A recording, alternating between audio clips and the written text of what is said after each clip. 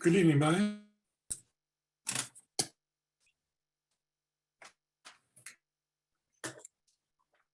Mr. Man, you're always on time. Hi, Jeff. Here we go. Oh, I can't hear. Hang on a sec here. Let's see.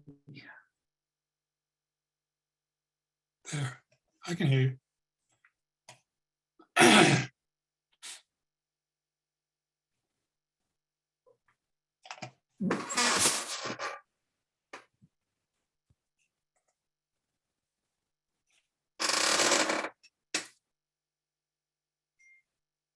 Gregory, Oh, I heard something.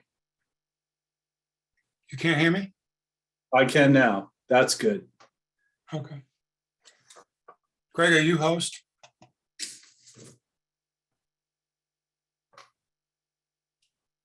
I can't hear you when you're muted. Sorry, I signed in as co-host. Are you not host? No, I signed in as host and you signed in as host, and I still have host credentials, so, Yeah, okay. okay. All right, we'll get going in a couple of minutes.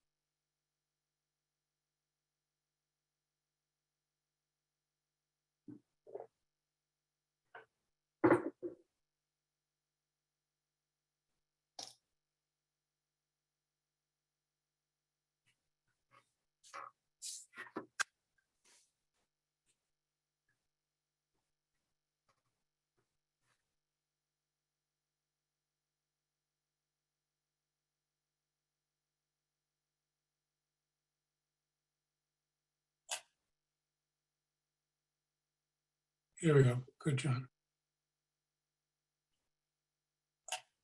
Now we have a quorum. Just waiting on you.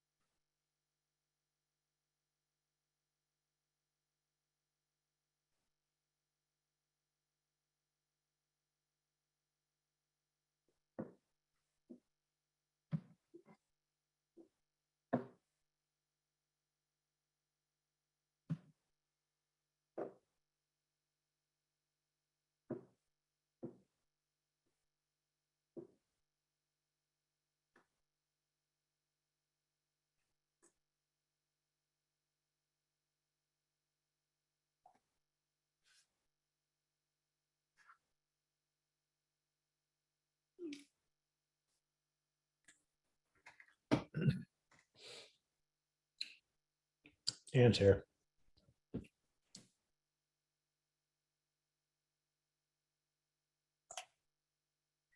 Good. We're all set. So at 6:31, Gail's here too. Good. At 6:31, I'm going to call this meeting of the Board of Selectmen, the Select Board to order.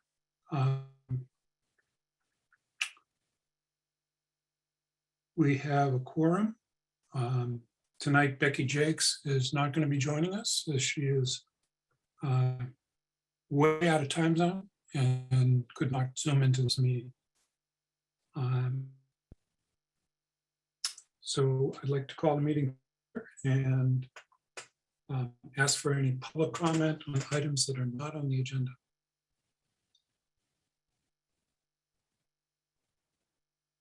I've got a question, Jeff. Do I count as public comment? I Okay. assume I do. I don't know, John. I don't know if you count as public. Go ahead. Is dispatch going to be at all a topic in any of this, given the fact that a forum's coming up, et cetera?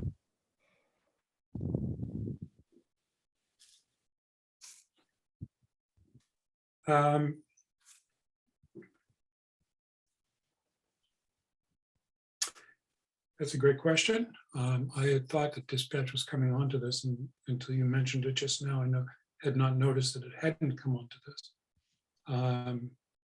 So the answer to your question is no, since it's not announced. Okay. You could certainly, you could talk logistics if you need to at the end of the meeting. Yeah, my question would be kind of, it's kind of logistically related a little bit. Yes. As long as we don't get into content of the forum. No, I don't think that's part. It's not that. Okay, fine. Any other public comment? Okay.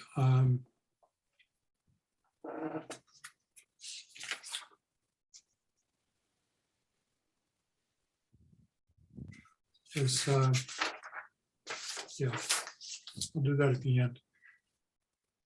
That's the chair has no special report. I think we should go right into Pine's presentation about the Reed Masconomo dock configuration. Brian, you want to take it away? You need.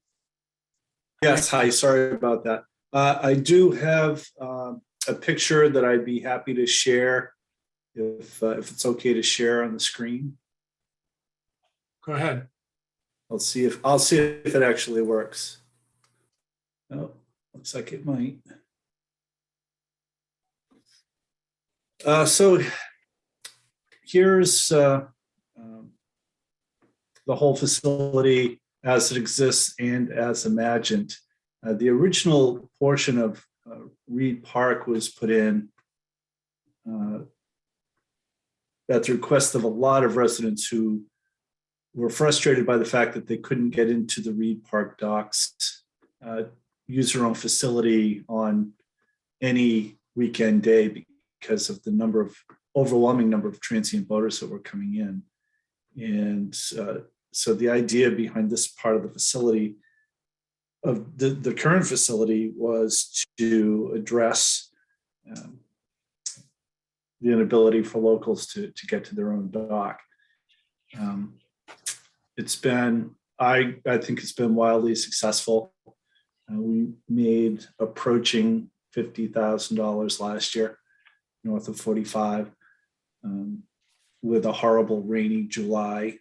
So the facility has accomplished several things. It's taken a part of the harbor that was unusable by residents during the summer, and a bit of a wild west situation with the Fisherman's facility overwhelmed with transient boaters, and brought them all over to Reed Park. And with the staffing, this area of the harbor is actually well managed and no longer a concern. It took some heat when we put it in for two things: putting the facility on pilings, which some folks didn't like, and heat from other folks who thought that this facility should have gone down all the way to the drawbridge. So with that in the back of my mind, thinking that someday it might be appropriate to bring that up, it really has become an important issue given what it's going to take to fund the harbor going forward. In a couple of decades, it seems unlikely to me that state and federal funds will be as readily available as they have been over the last decade for projects like this, because primarily, I suspect, cities in the nation and communities and states trying to deal with sea level rise. So communities that have a funding source to maintain a harbor are fortunate. And having this real estate here along these railroad tracks that won't be developed for anything else is a real advantage that I can tell you many communities, harbor masters that I speak with are quite jealous of. If we do simple math on what the current facility brings in, the current funding rate, if we put in this additional 500 feet, it seems not unreasonable that we could attain $150,000 a year or $1.5 million a decade.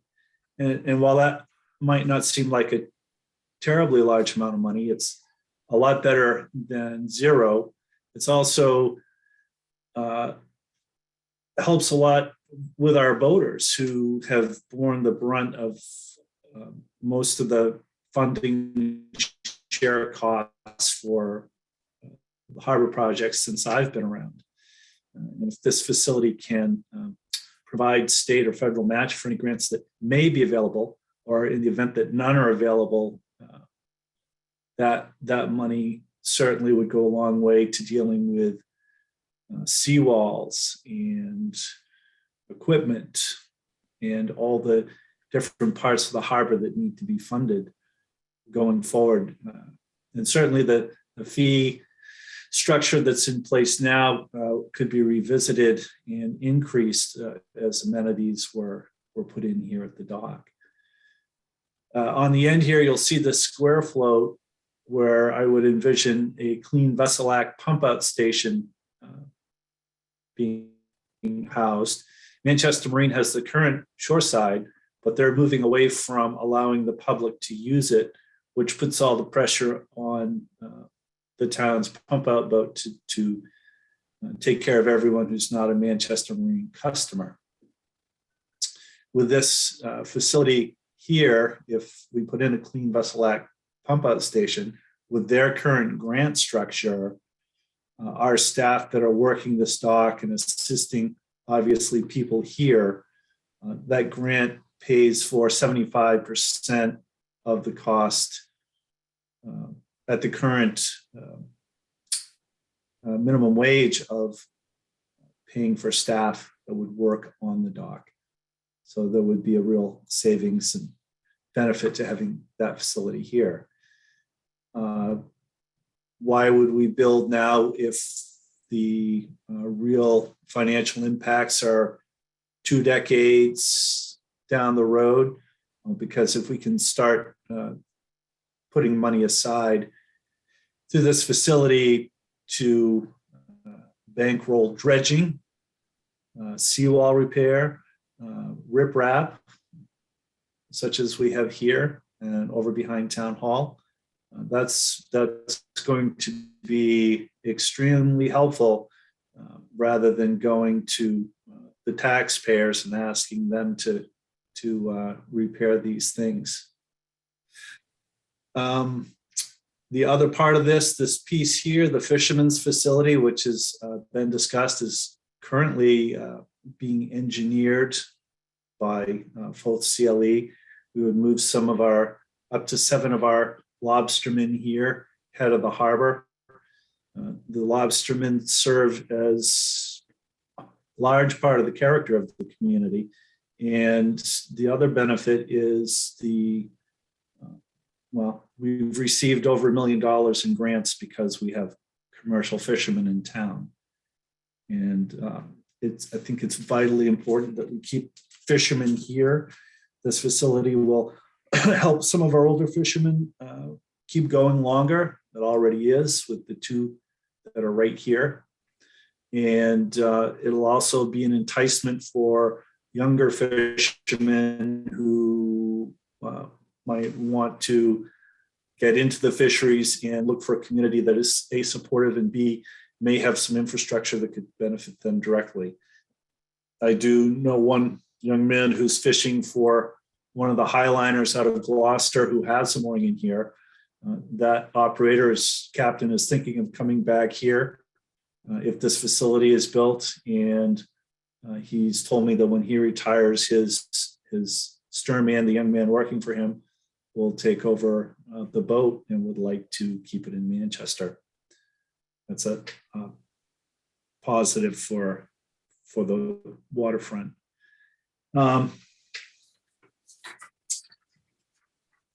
As far as the cost goes for this facility here, currently I know of 2 different grants that could be written. One is a U.S. Fish and Wildlife Big Grant, which paid for 73% of this facility here. The town's share of this facility was a little bit north of $50,000 for this right here. And then the other option also is the Seaport Economic Grant, which is helping with this here. With Tuck's Point, paid for 80% of the repairs to the wall here and to the Fisherman's Pier. It's not out of the realm of possibility that if the 2 grants could be dovetailed, that the town's cost could be, if not, then very near zero to put this facility in. I think that's all I can think of off the top of my head or with my notes here. Any questions, comments? Any questions to the board? Ann? Yeah. There are a number of dinghies, small boats on the inside. And historically, Reed Park has been a place where you could keep, rent a space and keep a dinghy. It's a long row around all of that thing. It would be. So I would envision actually the dinghies being moved down here to this part of the dock. And then the access would actually be quite good. There's actually better water right here to get in and out than there is at either end of the current facility at all tides. When this was dredged, Lord knows back when, the dredge line is still right there, and there's good water very close to shore, better than along the rest of the edge of the facility. So I do think the dinghies should be moved down here. Thank you. I would also move the public safety boats down here. Also a slightly quicker jump off to get out the harbor. And when thinking about this facility as a whole and how to maximize it, there is a class of boat in the harbor, the 13 to 15 foot boats, which really don't have a home, that the town could think of putting in some small slips here to accommodate some of those as well. Just a thought, there are a lot of different ways to approach this. And the grant that we choose to be the overarching grant will have a lot to say about that. The federal grant does have restrictions. So it would depend on which funding route the town took. John? Yes, Bion, this is all kind of in the planning stage, I know. Do you have any kind of speculated timeline? That's a long dock. It's a lot of dock. What did you say? Right. Think So, about? yeah. Couple of- So yeah. the section here that we did first is 250 feet. It was 10 additional floats.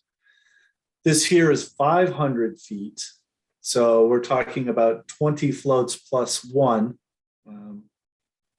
It's really about the engineering and permitting and whether or not we get grant funding to do it. If the town decided it wanted to move forward, I would have the discussion about which grant, but the Seaport Economic Council grant would be due November 1st. That's their date. And the big grant would be, if that's one we're going to apply for, if we were to, that one is due in September. Really kind of need to get going on that one right away, because that is very time-consuming, cumbersome grant, and I can't do that in just a couple of weeks. So I wouldn't imagine, if the town decided that this was going to become a priority, much would happen before spring of next year. That we wouldn't find out about the Seaport Economic Council grant until February.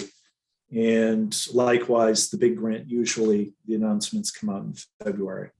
So at that point, hiring the engineer wouldn't happen until late winter, early spring. And then year to year and a half for permitting. And once that's done, you can go to construction. So we're talking a year to a year and a half before we could hire a contractor. And are the two different projects here? I mean, the one on the right side is largely kind of commercial oriented. That is commercially oriented. This is to support the commercial fishermen and the fisheries and all that they bring to our grants. I can tell you that having this commercial facility over here helped get the big grant for the recreational facility here. Okay, but each of these projects probably has their own timeline. Correct. So we did receive a Seaport Economic Council grant for $132,000, 80% of the cost of the engineering and permitting for the Fisherman's facility. And Seaport Economic Council grant made it clear if they were going to give us the grant for engineering and permitting, that we were to come to them when it was time for construction. They just don't fund both at the same time and tie up construction money. So that's, you can't say a sure thing, but we've been told that we're to come back when we're ready for construction. I would envision writing this grant for the Fisherman's facility, if that's going to move forward, for November as well, so that we would have word again in February, late winter, early spring,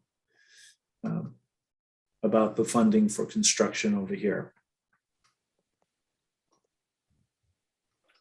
Okay, Ann, did you have another question?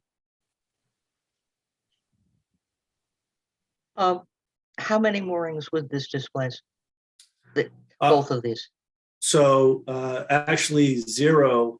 This area here is our commercial fisherman's mooring field. And we're going to move 5 to 6 of those over here. And then with the appropriate placement, lining up the remaining boats, there'll actually be probably 3 fewer boats in total in this mooring field, laid out to create that nice channel for the boats to access this dock without any difficulty at all. Okay, The line does go across some boats. Right, so this one here, this bow and stern moored boats here, and these two here, once we move, who knows, it could be one or two of these or one of these or any one of these. Once you move those boats in here, wherever that happens, you're creating space in here. So really what happens is everybody gets to move a little bit closer to the commercial dock. They may be displaced from these specific spots, but they do not lose their spots in area 2, in the commercial fishing area. They will have a place. Okay, Byron, I have one question, which is in terms of the clean vessel pump out station. Yep.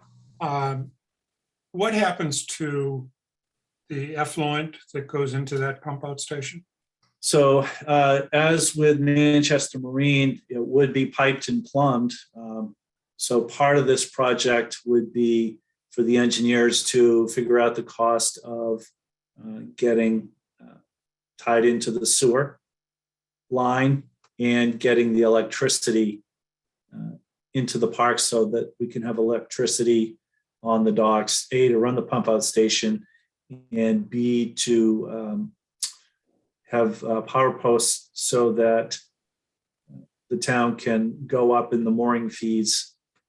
I'm sorry, the slip fees, the transient boater fees here for the overnight boats. And do you have any way of predicting how much of a sewer connection that would be? Not the cost of building it, Right. in terms of the use of it. I don't know. I could go to the Division of Marine Fisheries in Gloucester. They administer the program for the state. The federal government gives them the money and they administer it. So I would be glad to speak with that person. It's actually Cecil French. He's a resident here in town, about how many gallons they handle at that station each year. But I don't have an answer. How many gallons they handled at the Gloucester station? At the Manchester Marine. At the Manchester Marine Station. Okay. Right. Which is currently going into our sewer system. Is that correct? Correct. Yes, it is. All right. So So that's this is just, so that's this not is net gain, Yep. except that we're going to have more traffic. The second Yeah. question. I'm sorry.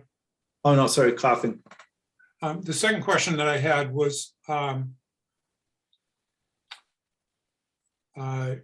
we're all concerned about sea level rise, and we're all concerned about the erratic nature of storms on the coast right now. Mm-hmm. This seems like a perfect place for some really good disaster picks. If there were a very significant storm that came in and all the water rushes to this end of the harbor, how does that get taken into account? I know better minds than mine in terms of marine building are in play here, but how does that get taken into account? Well, I think that that's actually a superb question because this harbor hasn't suffered catastrophic hurricane since the 50s. I think the worst one was the hurricane of 38 back before there were, when the harbor looked more like this here, when there were no mooring fields and very few boats in the harbor. The railroad tracks here are where almost all of the engines for all of the boats that were still on moorings ended up. The density of boats in the harbor now is far greater. The institutional knowledge of what a category 2 or 3 hurricane looks like is almost non-existent, and it will be a I can't use words to describe what this harbor would look like after Category 2 or especially 3 hurricane. This whole area was before the catch basin, obviously, for boat parts, and it would be again, depending on how many people were wise enough to get their boats out in the very short window that we have here. During the near misses we've put Area 7 boats, the area furthest out here on these docks, with the caveat that those boaters may need to actually set anchors off to help try to take some of the strain off the facility. It's on pilings. Pilings are the strongest, best means of securing docks. But as you pointed out, Jeff, a hurricane is just going to make a mess. Right. Yeah. So if it were me, one thing that the town could do certainly would be to have in place very heavy storm moorings that could be picked up and used by boats. If we're going to use this area as a safe haven, more tackle to help keep the boats from damaging the facility. Or worst case scenario, if we have a storm surge that goes over our pilings, which are engineered for far higher tides than we're getting right now, and everything comes loose, just maybe some of these boats in here wouldn't end up on Beach Street. There's no perfect way to deal with or predict just how bad it will be, but eventually it will be horrible beyond description. And it's going to be horrible beyond description whether this facility goes in or not. Yeah. And this facility can help fund a recovery. Right, okay. All right, I'm going to take Charles's question and then let me just ask you, Brian, tonight you're looking just to inform the board about this? Correct. That's all. This is just us to come in and talk about this. This is something that a lot of people have told me we should have done in the first place. Not wanting to take too big a bite and really just meet the need. But I would say there's a little more urgency now to consider how to fund the harbor and harbor projects going forward. Okay, let me take Charles's question and then we're going to move on to our next item. Charles? Yeah, this is Chuck Houghton. I live on Oxbatcher Road, if I'm supposed to say that. Hi, Brian. Hey, Chuck, how are you? Good. I had a couple of questions. Brian knows I'm not a fan of pilings. So I do. Pardon? I do know that. A lot of my questions are based on minimizing the visual impact on what's going on. So my first question is the extension that you have coming out to the pump out station. It's one thing to have pilings that have the railroad tracks as a backstop for the view, but with this other finger that's coming out now, it's kind of cutting across the harbor. Would they consider just not having that finger and putting the pump out at the end? I would say that right now it's a clean slate, and any ideas, designs, plans could be put forth. This is just something that someone said to me, and I plopped the Clean Vessel Act facility in, knowing that we could get funding for staffing for this facility. So I would say, Chuck, that anything is open for discussion right now. Okay, I guess now is the time to ask questions. The other one about the visual impact is the number of pilings. Like when they did Tux Point, they basically put twice the density pilings as they did at Reed's Park.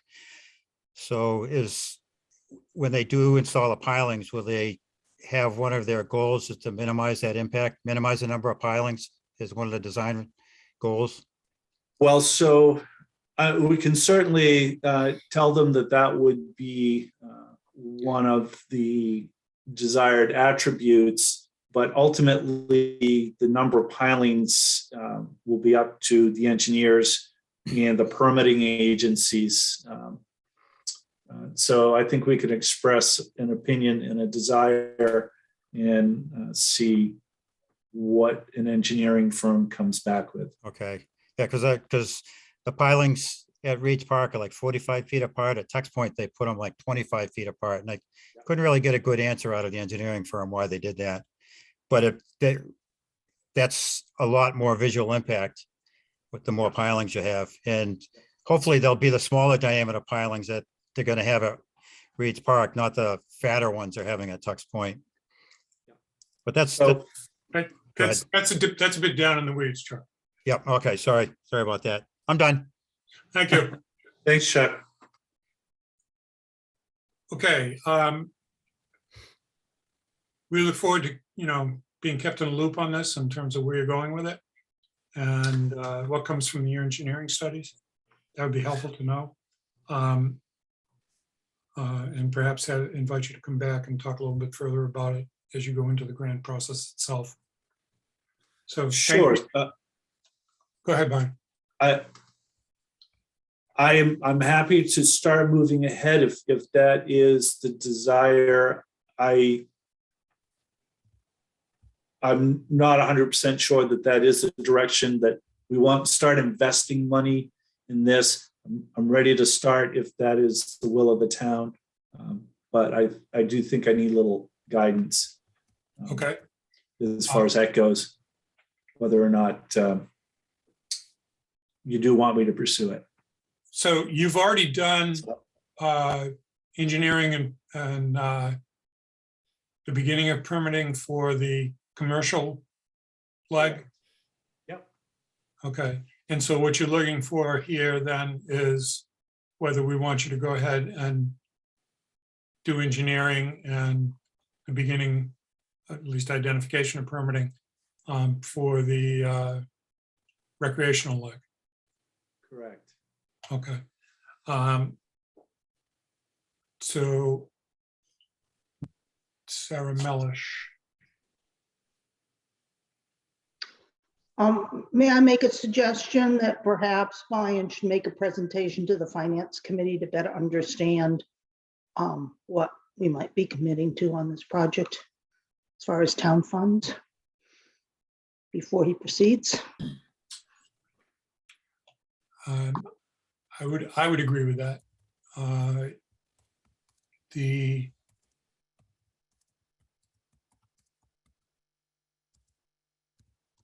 I'd like to suggest that you do that next, and then from there, the Board of Selectmen can, the Select Board can proceed to support what you're saying based on some input from the Finance Committee. Great. Yep, absolutely. I'll reach out to the Finance Committee and get on the agenda for a meeting. Okay, and we're really clear, Brian, that time is of the essence, even though you're talking about something that wouldn't even be contracted for a year and a half, that the lead times on this and the grant submission times on this are in terms of grant writing time imminent. Yeah, the big grant, especially if I can't start on that fairly soon, then I won't be submitting that until a year from this September. Yep. Okay. Last time I wrote one, I was on vacation while I was writing it, finishing it. So it's a big grant. How can we time that with your vacation? Okay. Let me. The sooner I start writing, the better. Sarah, you're still here. How soon could he get onto the agenda with the Finance Committee? I'll have to poll the committee to we don't have a meeting scheduled, so I'll have to poll the committee to schedule a meeting. in May. Okay, I'll send an email to you, Sarah, and then you can let me know if and when. okay, good. So moving on to the next item. We have two short-term paying guest accommodation license applications. Celine Clonan and John Burkett. Celine, are you here? Hi, I am Rachel. I'm representing both Celine and John, or John might be on here, but I manage the properties and they both live abroad. So, Okay.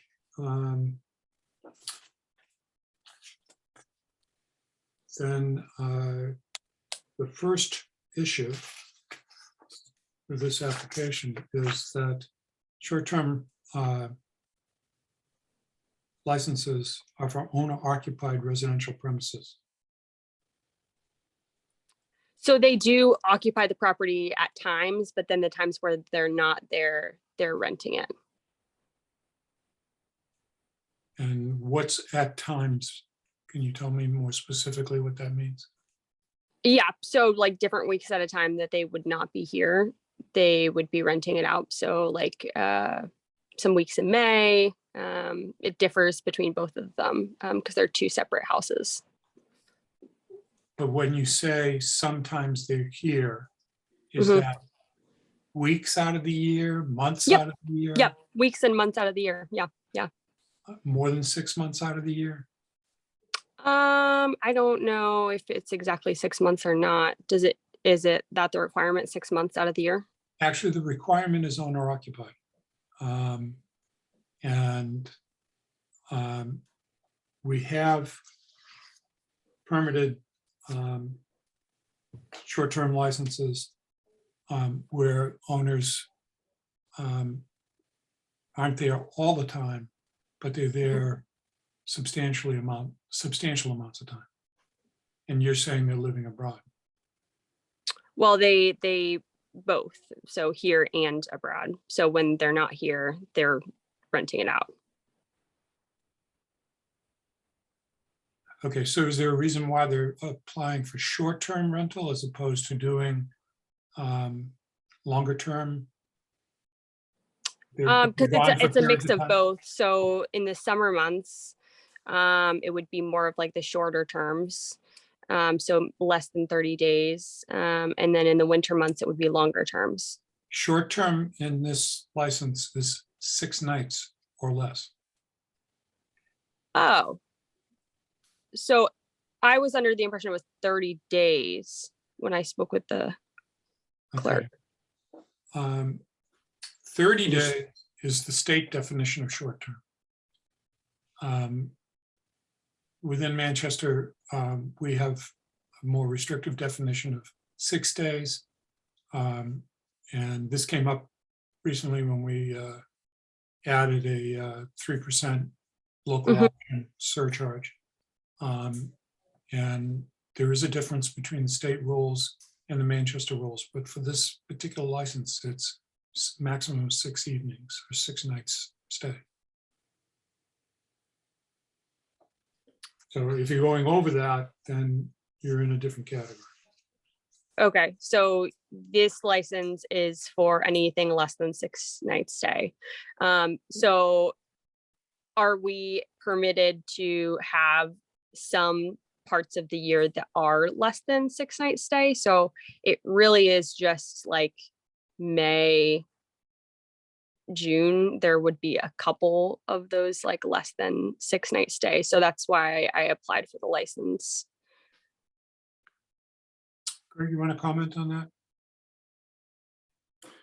Well, so again, the bylaw says it's owner occupied, so we would need confirmation that the majority of the year, the owners are residing in the homes. So if any time that you want to rent for less than the 6 nights, then yes, you would need a license from the board to do so. But if you required a 6-night minimum, then you avoid the need for this license. Got it. 7-night minimum. Which Is the one is- bylaw 6 nights or less? I think it's less than 6 nights is the actual word. Sorry, less than 6, yeah. So if it's a 6-night minimum. Right. Okay. I mean, So- the intent here is that we don't want to turn neighborhoods into high turnover B&Bs.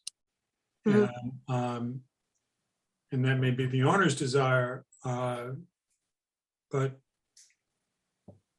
from the residents, from the neighborhood's desire, we wish to, that's why this bylaw was written, was in part to protect the tranquility of residential neighborhoods. That they keep to week-long rentals, 6-night rentals. Or more. All right.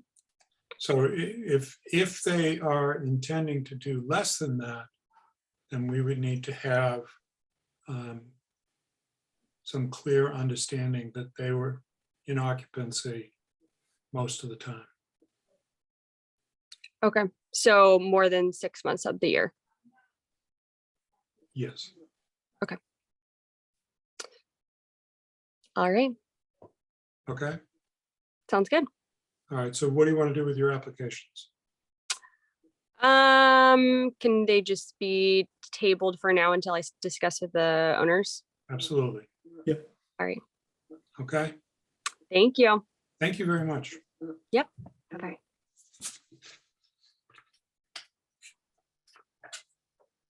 Anybody on the board have any other comments on that?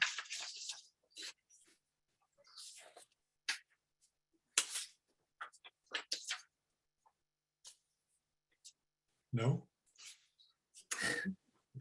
We've done this, we've done it before, that we've given out applications for people who aren't owner occupied. But the bylaw in applicability, the first sentence in applicability says owner occupied residential premises. And I think we may need to do an amendment to the bylaw to become really specific about what that means. If I recall, the last time that we ran into this, we got advice, I think that it was that the zoning board had used the number of 51% and that it was a definition of art or an accepted definition for owner occupied. And that's where we got that number originally. Sarah Mellish might remember that better than I. That's a state definition of owner occupied as well, as my understanding. Right, so you could choose to either adopt that or adopt some other percentage. But I agree that it would be helpful to have whatever percentage that you want to use as your baseline, actually put it in the bylaw. Okay, Sarah? I'd have to refresh my memory on the current bylaw, but I believe that owner occupied is significantly more than 51%. It basically only allows them to be gone for small absences. The only time it's come into play is when we've got employees of the owners in a space over a garage or carriage house. And generally, the owners are there almost the entire year. So there's no specific definition. Okay. So perhaps during the summer, we could sit down and put our heads together about how we want to see that proceed in this particular bylaw. So that we're not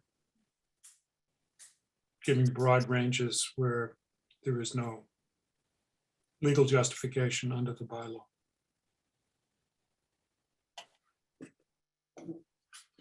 Okay. That brought us back pretty quickly to schedule. And our next item on the agenda is discussion of the parking survey, and particularly specifically the inclusion of a question on outside dining in the parking survey. So as you are aware now, if you weren't previously, there are a variety of committees that are involved in this, but the lead on the survey is the Downtown Improvement Committee.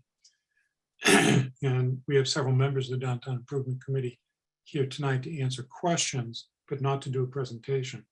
I had spoken to Steve Carhart, who's the chair of the committee, about whether they were going to include questions on outdoor dining. And the survey is nearly complete. I had a long conversation with Marlene Dolan about the survey. It looks really good. It's going to provide us with some very important information about parking in downtown Manchester. But the primary purpose of our discussion tonight is whether or not to include a question concerning outdoor dining and how it should be phrased. So, are there any questions about what we're doing? Eli? So no, not questions, but I was going to give you my comments about whether or not to proceed with the question. Hold on 1 second. Let me ask Ann. Ann, do you have a question about what we're doing? The task we're approaching? Yeah. Go ahead. To whom is the survey addressed? The survey is addressed to residents of the identified downtown area that's on the map in the packet. Second page of the packet section on the survey. So it's residents in the very downtown core village and businesses. Okay. In that same area. It's not a survey that's going out to the entire town.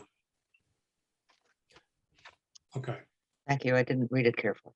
All right, that's okay. Actually, that reminded me, I did have a question about the survey. The survey or the materials that were given to us said that the results of the survey would be anonymous and an aggregate form would be presented back. However, a number of the questions in there are clearly identifying questions. So I'm wondering how they were anticipating anonymizing it. And second, if the survey is returned and addressed and intercepted in any way by a town board, does that not make it a public record and therefore it cannot be entirely anonymized? Or if somebody wished to have it, they could as a public records request.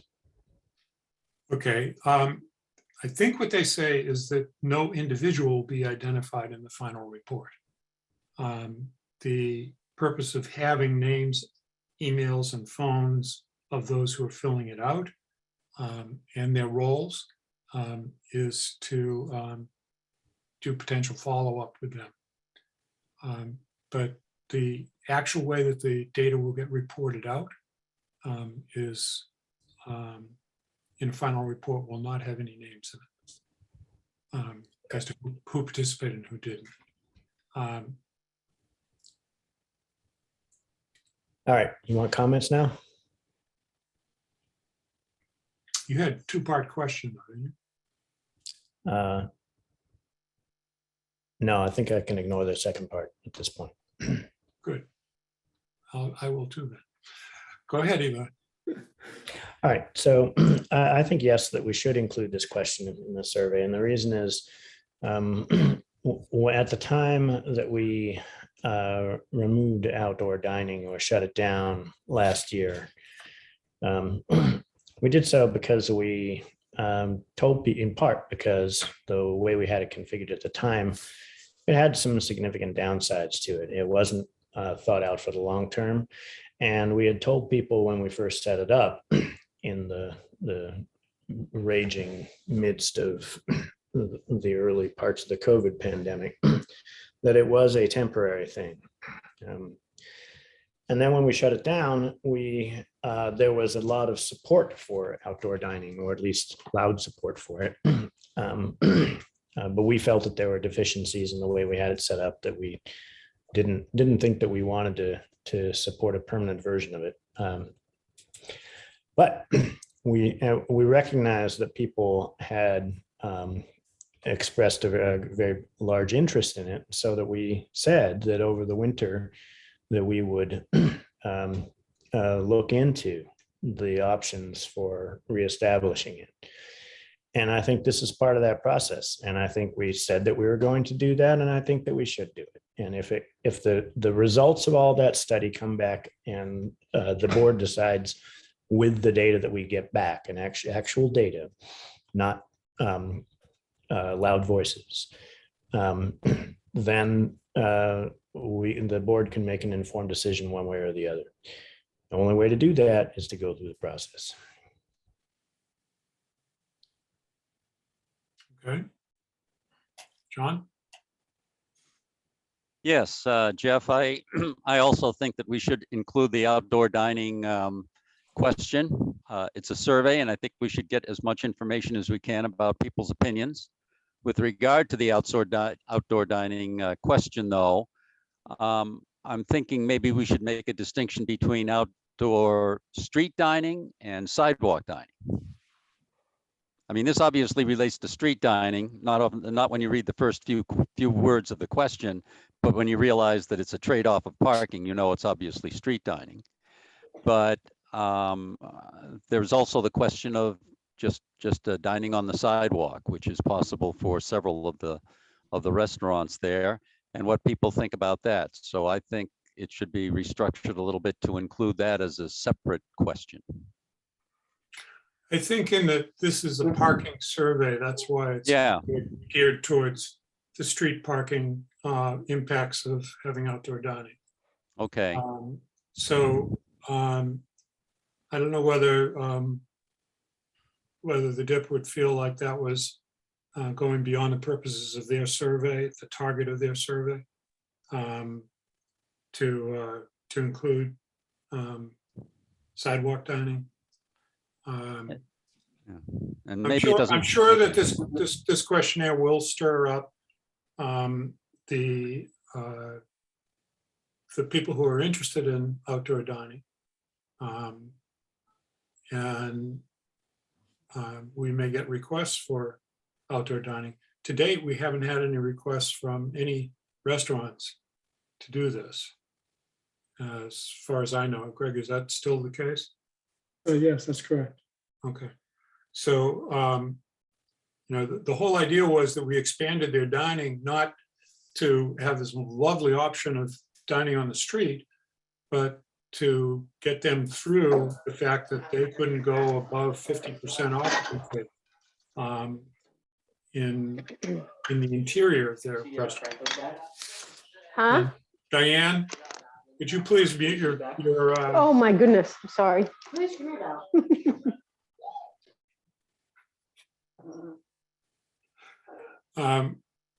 so that was why we introduced it in the first place, was to try and move towards 75–80% occupancy of the restaurants, who otherwise were really going to be hurt.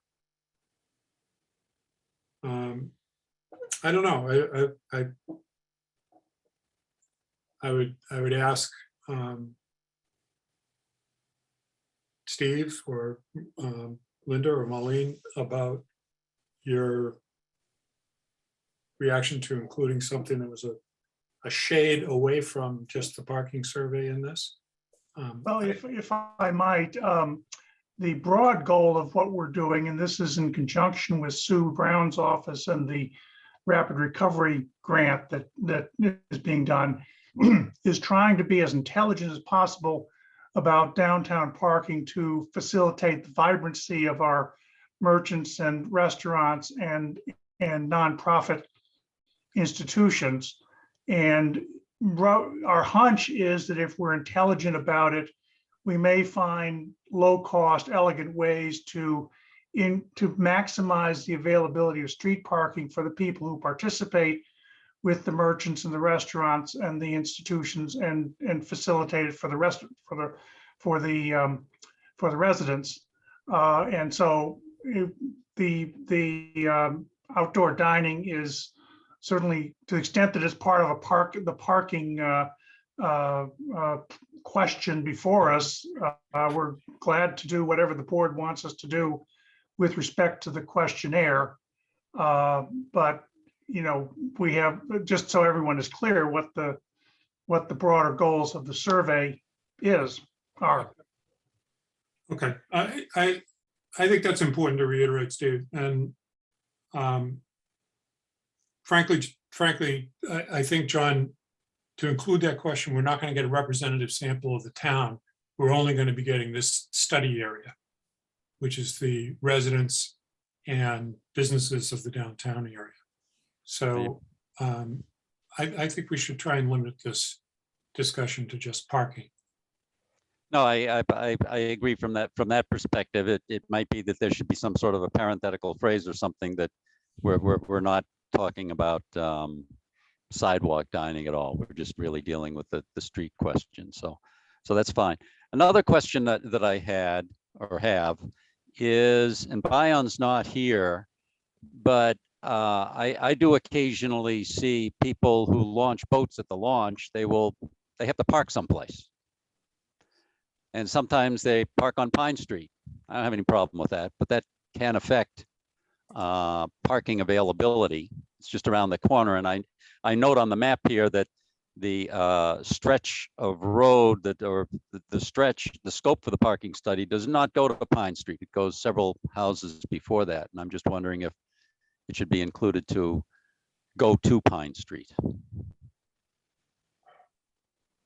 It's just an observation. And I don't know what people do. There's no parking. There's no parking down there, John.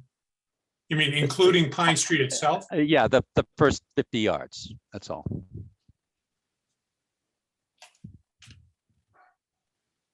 Well, Steve, do you want to answer that, or Marlene?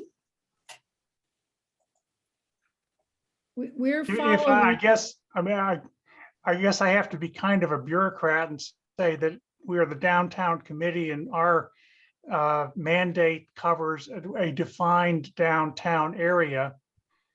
And if we start going outside the area that we've previously been given a mandate to be concerned about, I don't know where we stop it or start it. So that's sort of where we are on as to what's included and what's not.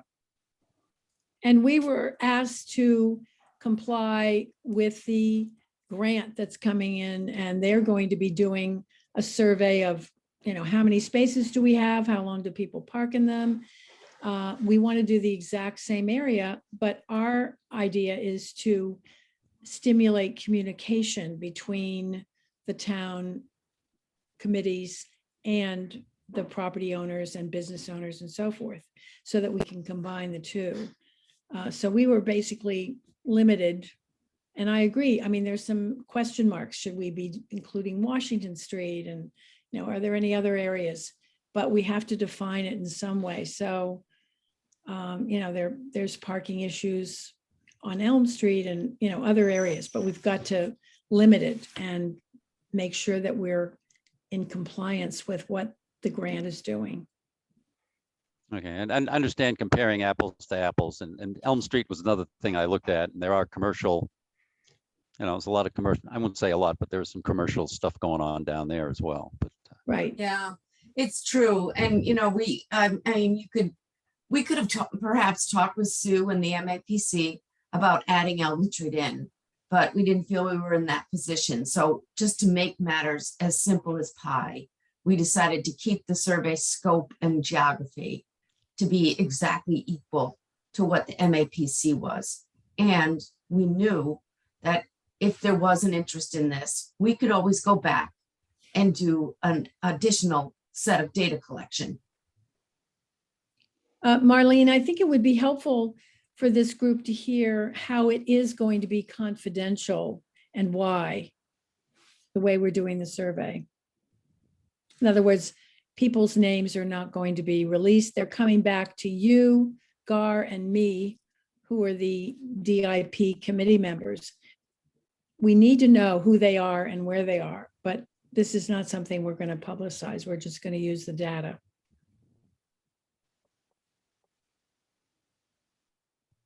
Yeah, I think Jeffrey got that point across earlier. And part of the reason we're asking for names and addresses is to make sure that the people who are answering are indeed in the geographic scope. And the second, to start to create a better list, because the list we have right now, the reason we're doing a physical mailing is that we just do not have email addresses for all these folk. So it's going to be, it would be terrific to have that in the future. But they don't have to mail them back to us. They can still use the code on the letter we're sending them, and all the information will go back confidentially to us. Okay, I want to share my screen because the question that's in our packet is not the final question that was developed. And can you see that, or is it too fine? It's a little small, but. All right, I can, let me try that again.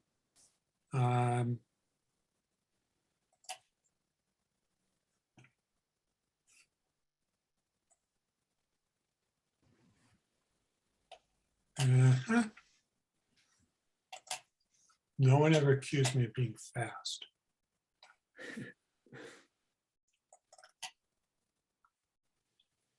Yeah. I may not be able to pump this up. Is Jeff, do you want me to share? Hang on one sec. No, I think I got it.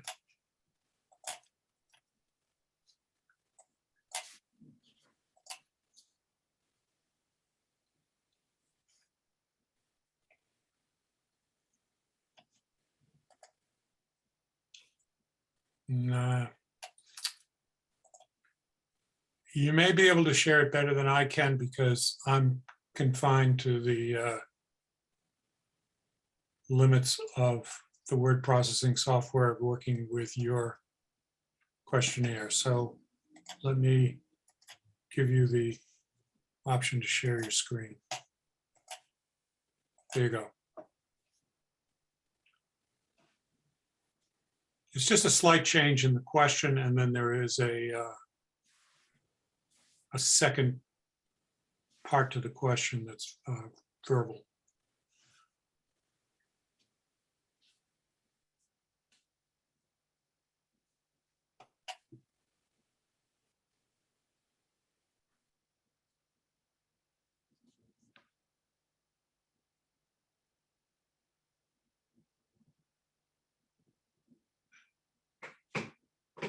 Did you select your the screen that has the question on it, Marlene?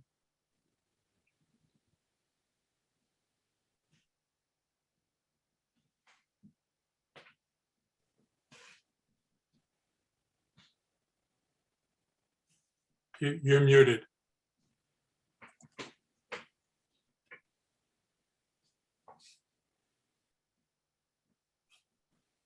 Marlene, you're muted.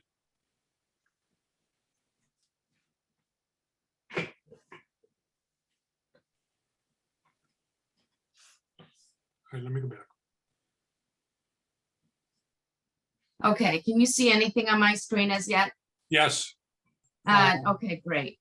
So let's see, did you want me to? I want you to open up the there. And this? Yep, and if you can click on the on the down arrow on the editing ribbon on the right-hand side on the top of your screen? Is it down all the way over? On the editing ribbon here? Where it says reuse files and editor and dictate and all that? There's a little Oh, yeah, down yeah, yeah, arrow. sorry, yep. If you click on that, no, you want to click on, hit the X and also click on the triangle above it. The triangle right Yeah, there, there you go. There you go. and just click on it once. Hide access toolbar.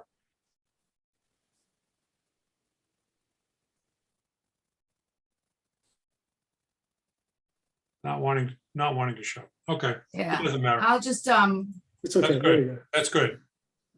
So this is the content of the question now, which is similar to what you have in your packet, but the phrase at the end has been changed to up to 2 spaces per facility, because when we did outside dining and captured parking spaces on the street, we only did 1 for the mooring.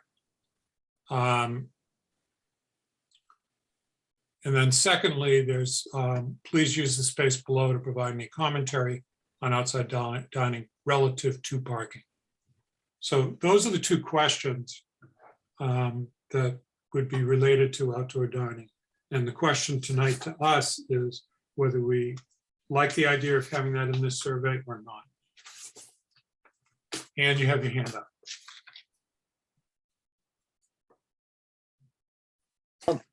It's actually kind of an old question, and in fact, it is Eli's question. If these surveys are going back to a town committee, aren't they subject to public records request? well, all the data, I mean, to be specific, so let me give you a little bit more and then perhaps that'll help you all determine the answer. So the way it works, Anne, is similar to the way we did the survey at the yacht club. So people go to the link and then all the data goes to the cloud, to a platform, and then I pull it down.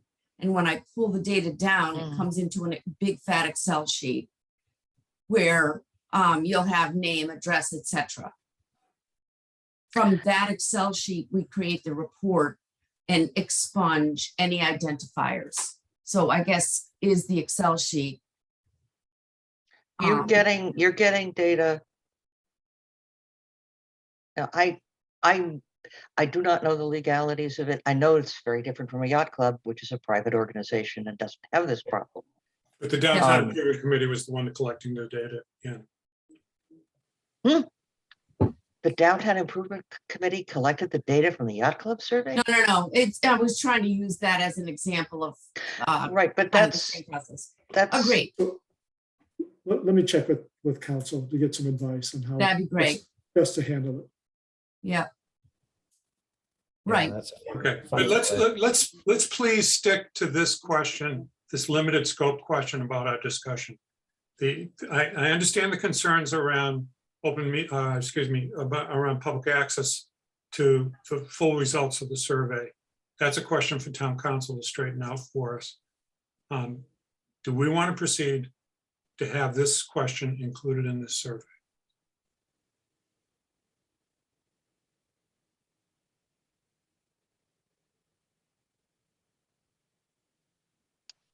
I think so.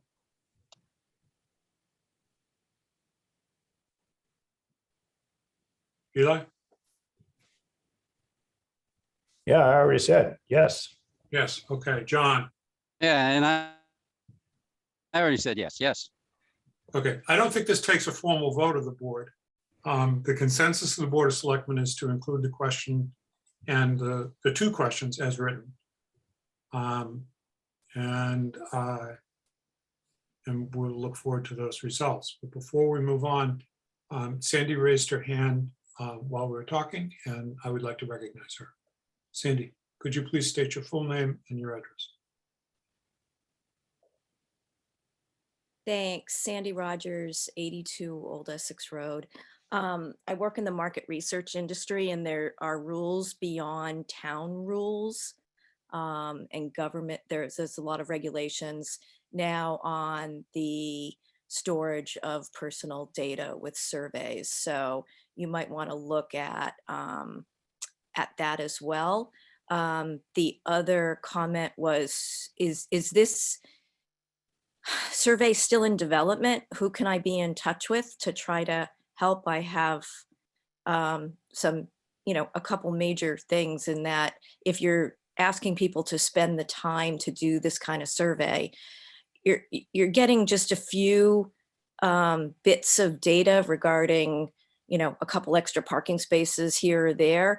You could be asking about the time that they're open and they need to have more parking spaces versus not. If any of their employees need to park in any other locations where that may be. There's an opportunity to add a few questions here that I think will give a lot of insights. There's a lot, Sandy, there's a lot more to the survey than what we've seen or talked about tonight. Right. So is there a way that someone can be in touch and get a copy of the full survey?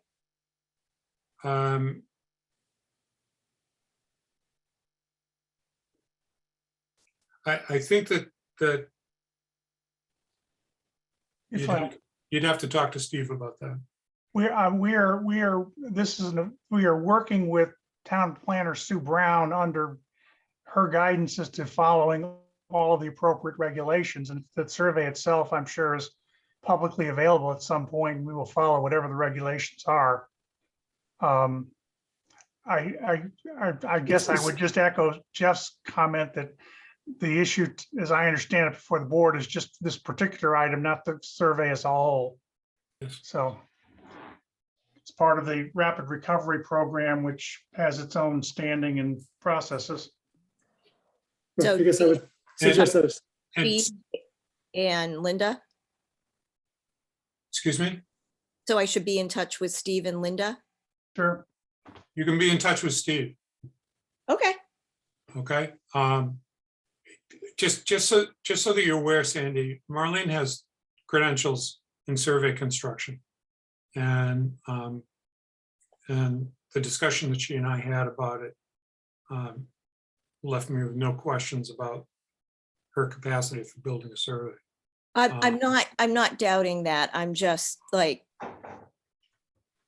Okay, bringing up those issues and also the concern of parking, even if we have all those slips and other kinds of things that you can build into it. So thank you. okay, thank you, Sandy. Sarah, do you have a specific question about the outdoor dining question on the parking survey? I have a point of information. The full survey is up under the meeting packets for the Board of Selectmen for tonight's meeting. That was not supposed to happen. Oh, sorry.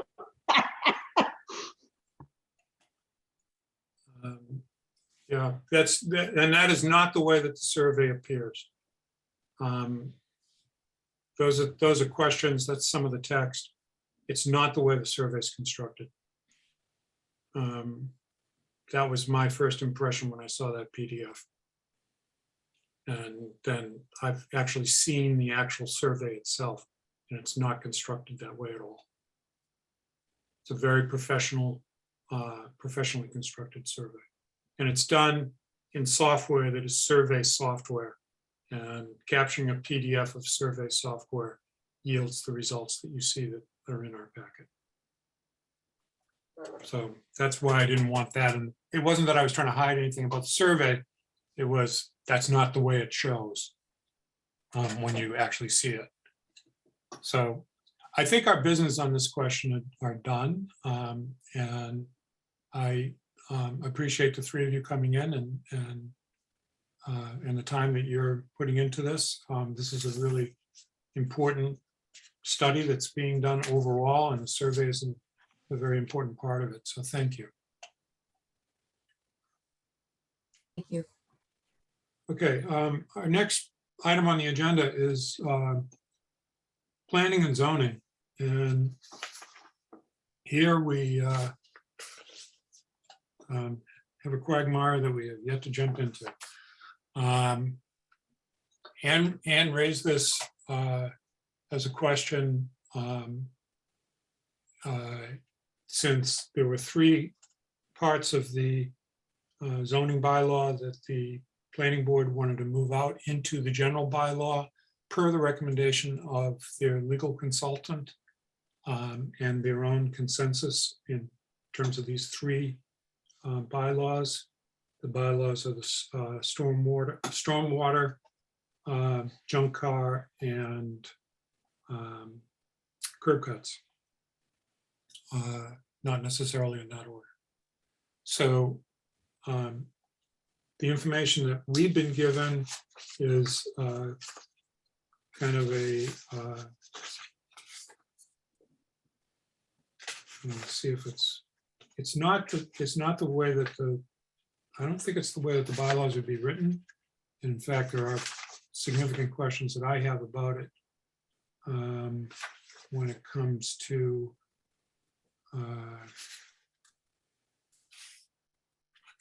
certain aspects of it. The biggest question I have is related to this, to the process of curb cuts. And we are, we've been talking for a long time about shifting the responsibility for dealing with this over to DPW. That the planning board has had to deal with it on a permit basis, and that it's been something that that they feel is outside of their purview when the town engineers and DPW are much more knowledgeable about this particular area. So shifting this out of the zoning bylaw does move DPW into the position of authority. But the follow-up question to that is, what's the appeal if their authority is to be questioned?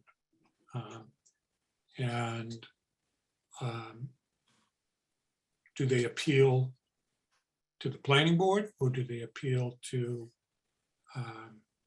the select board? Since the select board generally deals with the bylaws. So those are questions that I had about this. I don't know what your questions are.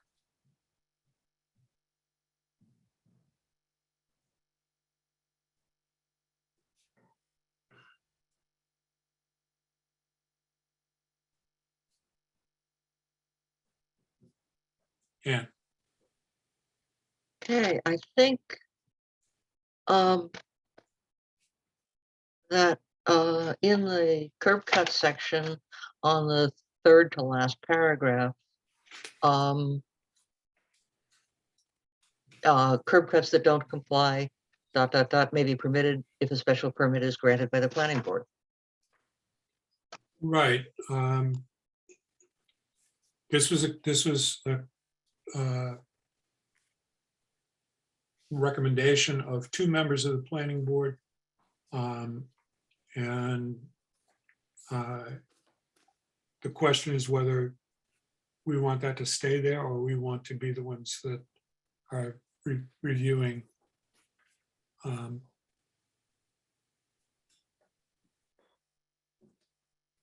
something that has to do with the general bylaw. If I may, the planning board has a great deal more expertise in this area than I do. And I would be much more comfortable making them organization that offers special permit for this in this. Okay. John, Eli? Yeah, I think I feel similarly.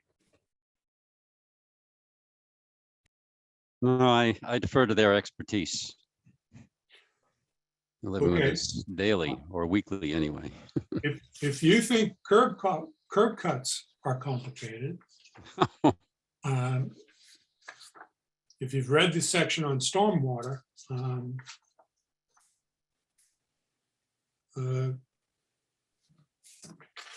it's much more significantly involved than curb cuts.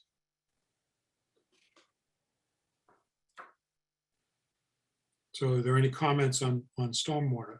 If you look under applicability, A, on stormwater, under 615-3, it says, I'm not going to read the whole section, but the very end of A says, if it's greater than 1 acre of land draining to the town's municipal separate storm sewer system without a special permit from the planning board. They didn't take that out. So I have a question about that as to whether that should be, how that's going to work. Yeah.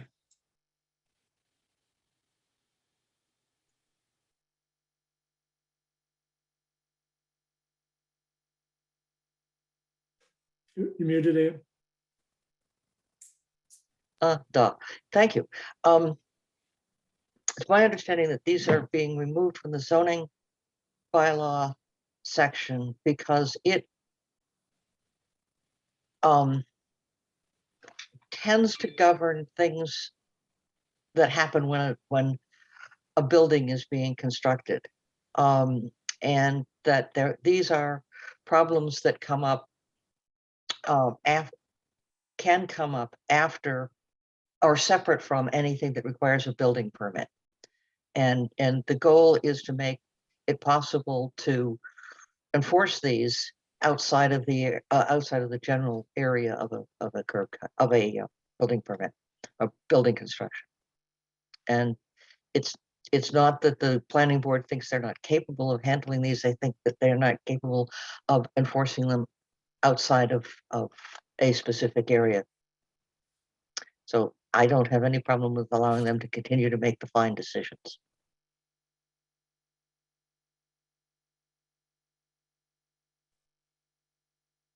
So this particular applicability is that no person may undertake a construction activity, including clearing, grading, and excavation that results in a land disturbance. And then there's some definitions about what the acre of land is, whether it's part of a larger common plan.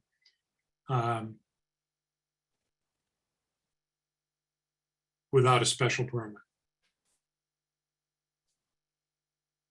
So that's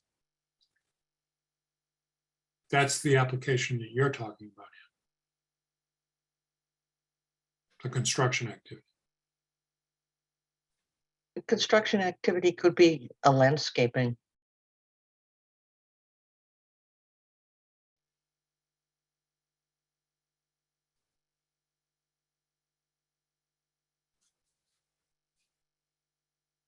Well, if you look down under exemptions, there's an exemption from maintenance of existing landscaping with a single family dwelling. If you're turning over an acre of land on a commercial or multifamily dwelling, then that wouldn't apply.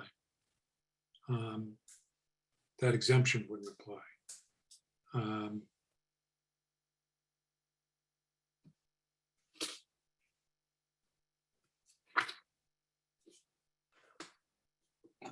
So I might suggest that to really get into the details of this, it would be helpful to have DPW check in with us, as well as a representative from the planning board. So tonight I think we were just trying to get these three in front of you and raise questions. Greg, without getting into the weeds any further, I'm just raising some of the questions that I have. Sure. I think require that we have that kind of input before we can endorse moving these over into general bylaw. To clarify the boundaries with the planning board. Yep. No, that makes sense.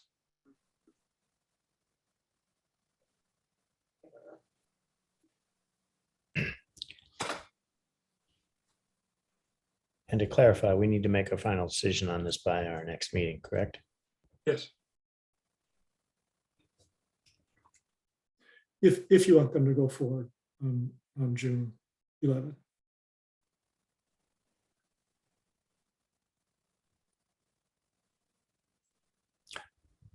So one of the things that I discussed earlier today with Greg was that we could accept the recommendation of the planning board, accept the bylaws as written to be moved into the general bylaws, and then find out whether there are areas such as what defines owner occupied in our earlier conversation that need to be more fine-tuned, and make recommendations to make those changes at a later date. Because of the timelines that we're working in, and the fact that the planning board is not going to pay a lot of attention to these 3 articles, they've got a lot bigger fish to fry.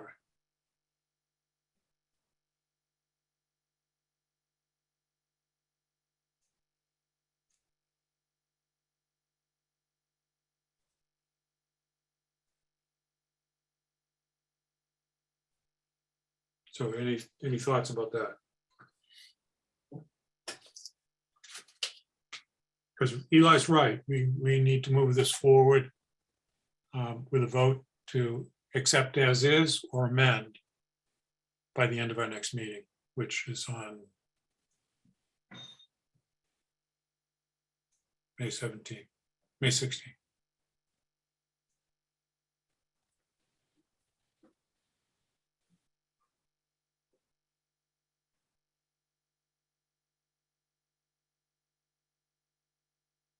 So Jeff, question. So the jurisdictional move to move this is probably more involved than getting into the details of what needs to be modified in terms of votes that are required.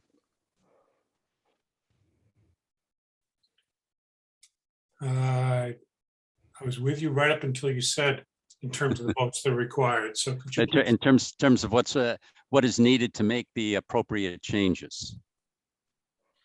the move to put these articles, to change these articles from the zoning bylaw to the general bylaw, I believe is a 2/3 vote, as with any changes in the bylaws. Right. Luckily for us, Alan Wilson's hat is here. And I believe he's behind that hat somewhere. Alan, are you there? There. Can you confirm, Alan, that this would, as with all the other articles that have to do with changes in the zoning bylaw, would have to be passed by a 2/3 vote? You need to unmute yourself, Mr. Wilson, please.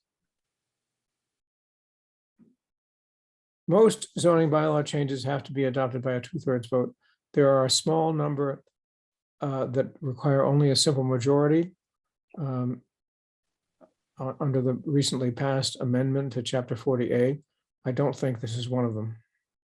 So this would be a 2/3. Okay, so we'll go on the assumption it's a 2/3 vote. Yeah, And we need- very limited exceptions to that.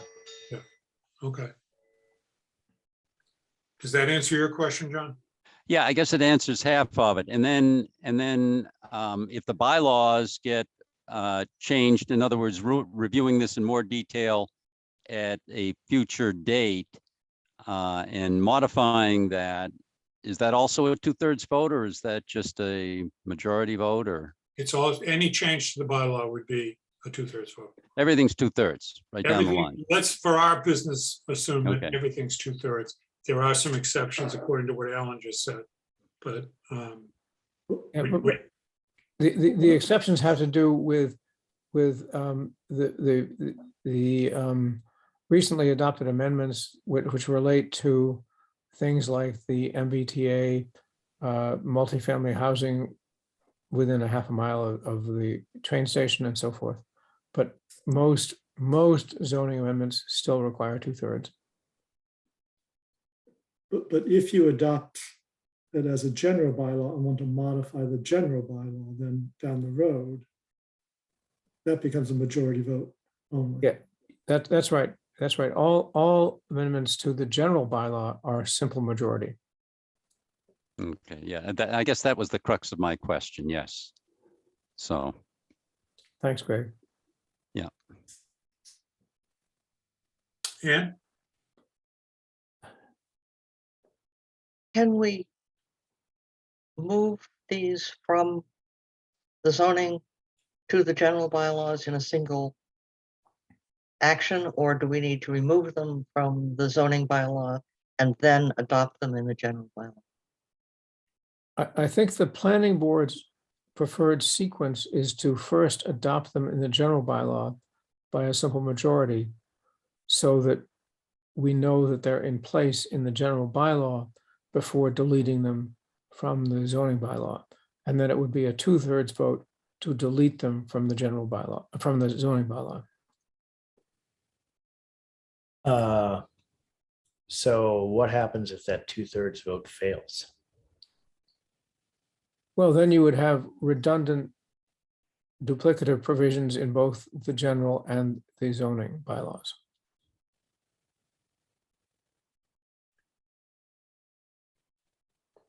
And this more strict would govern. So in the case of the curb cut, for example, if it was not deleted from the zoning bylaw, all curb cuts would still have to be reviewed by the planning board.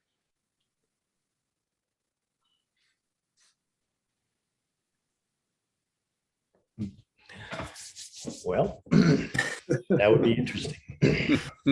Yes, I have a lot of faith that the voters won't do that.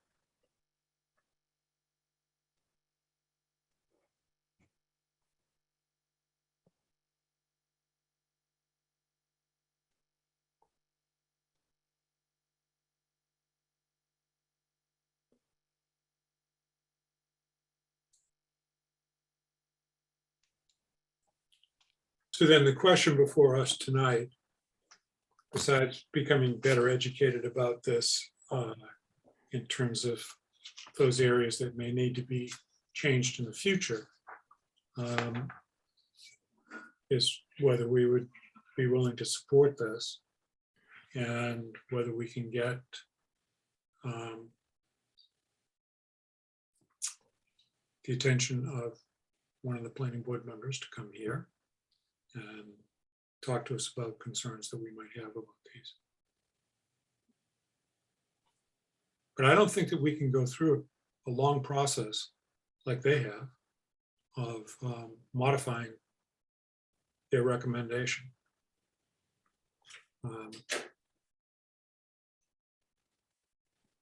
And ultimately, this may come down to just going ahead and voting to put this into the general bylaw and then working out the kinks as we go along. Jeff, question. Even though that's not the ideal way to do it. I have a Yeah. question, Jeff. Yes. At this point, the planning board has simply said these 3 paragraphs or 3 topics, they recommend that they move to the general bylaws. They have not provided any kind of information about how they might be changed or updated or opinion in that regard. It's just in terms of just a jurisdictional opinion. I think that they've done, Greg, correct me if I'm wrong, but I think they've done some modifications to the content that you see here. Oh, okay. That would go Yes. into the general bylaw. Yes, right. they have. They have. So, Okay. so they've tried to wring out some of the kinks that they thought were already in these. And that and anticipate what they might be under the general bylaw.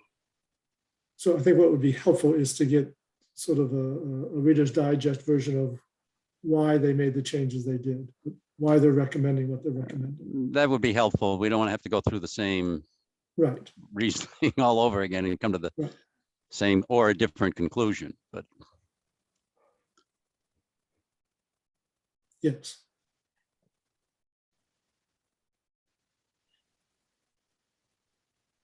Sarah? I just wanted to raise the board's awareness that the date, I think the public notice was issued on Friday. That may put a hold on ZBA decisions. I'm trying to look at everything to see whether we can continue ahead with reviewing applications. They've changed all of the provisions for issuing a special permit. So I just want the board to be aware that if they're more restrictive, if they're less restrictive, we can proceed. If they're more restrictive, we have issues. So I just got them on Friday. I'm trying to look at them and figure out where we stand. And we'll be sending them to Greg to go to town council. There could be an uproar. And we're on hold until the Attorney General approves any changes. After town meeting. Yeah, if whatever town meeting votes for, then we're still on hold until the Attorney General approves changes, if they impact our applications. But the changes are completely changing what we have to require in our applications. And we did not receive advance notice.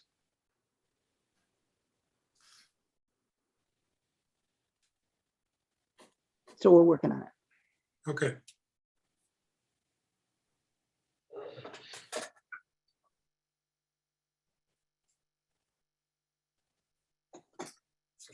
So the plan from here is to ask someone from the planning board, is it reasonable to ask them to come on the 23rd, Greg?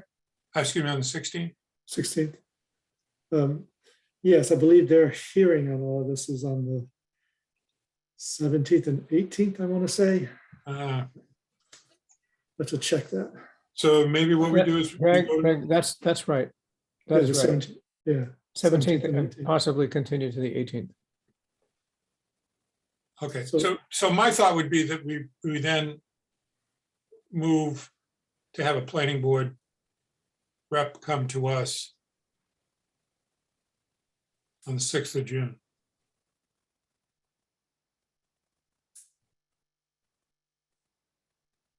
So that we can make a recommendation as to whether we support or not the move of these articles. Did you mean the 6th of June, Jeff? I did. Okay, Why you're asking? because it's only 5 days before the town meeting. And it's also, given what the planning board has to do between now and town meeting and the statutory requirements that they have to follow to do it, I don't see pulling one of them off the case on the 16th to come in and talk to us about our concerns going forward on this. I understand. I was just thinking that that's a relatively short time. Yes, I understand. That's what we Okay. have, is a relatively short time. Yeah. Okay. All right. I mean, Alan, the board has expressed a consensus that they would like to have some input from the planning board about what the changes were and how the updated articles are coming into the general bylaw.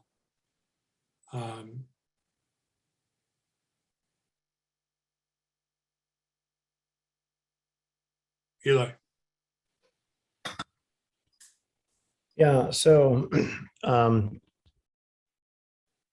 think you want to make a decision on the 16th and not later. I think if you wait till after the 16th, you're going to have a different board, and you're going to have to educate the new board member on all the new board members discussion. Yeah. And I think you don't necessarily want to set that hassle up. That's a good point, Eli.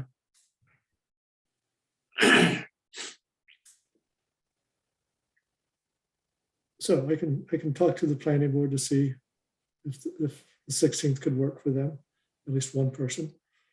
And or have Sue Brown attend. She could speak on their behalf if we can't get a planning board member.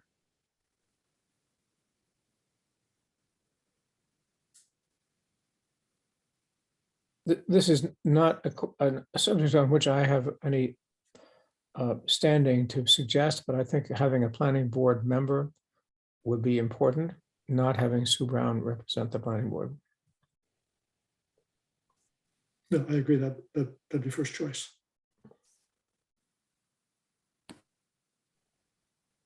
Okay, we can ask.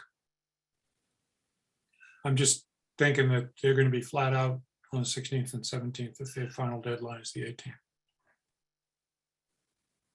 But we can still ask. They can say no.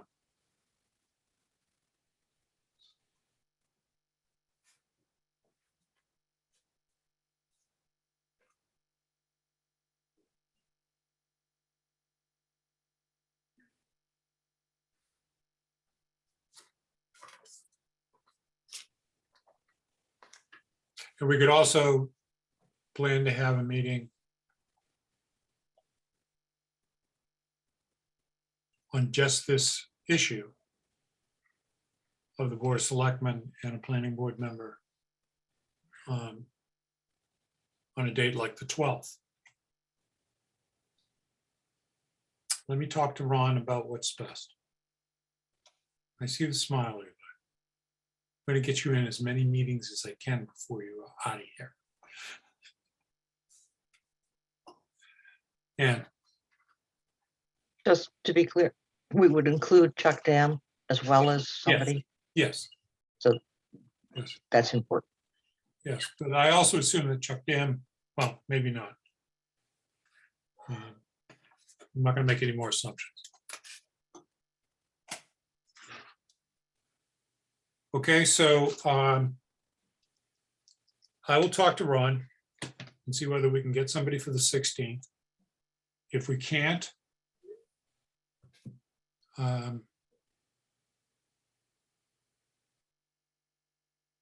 don't know when Becky's back. In terms of, I can look it up, but does it make sense to try and do this on the 12th or maybe the 19th? No, because the 19th we run into the problem that Eli raised.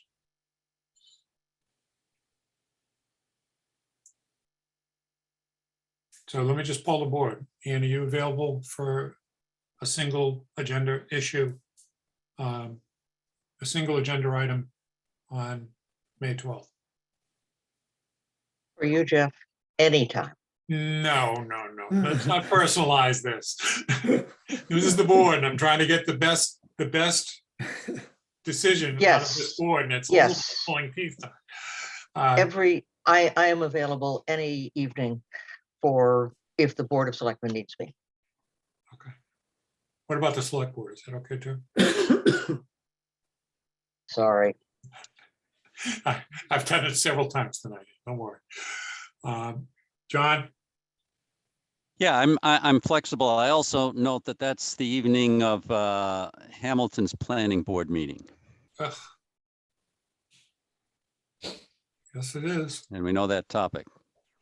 Yes, it is.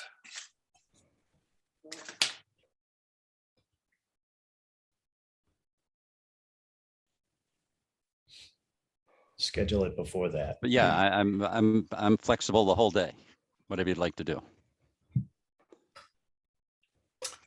I believe that Hamilton board meeting starts at 7. Schedule us for 6. Yeah, we could schedule for 6. I know.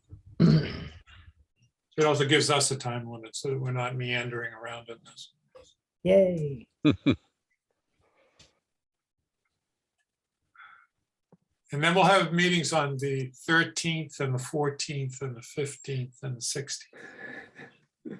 Yep. You'll have trouble getting a quorum. We'll have the Eli Bowling Subcommittee meetings. Okay, so if necessary, 6 o'clock on the 12th, preferred the 16th at our regular meeting. Jeff or Greg, I'm not sure which of those meetings I should attend. If one of you would let me know, so I put them on my calendar, I would appreciate it. Certainly. Thank you. Thanks. All right.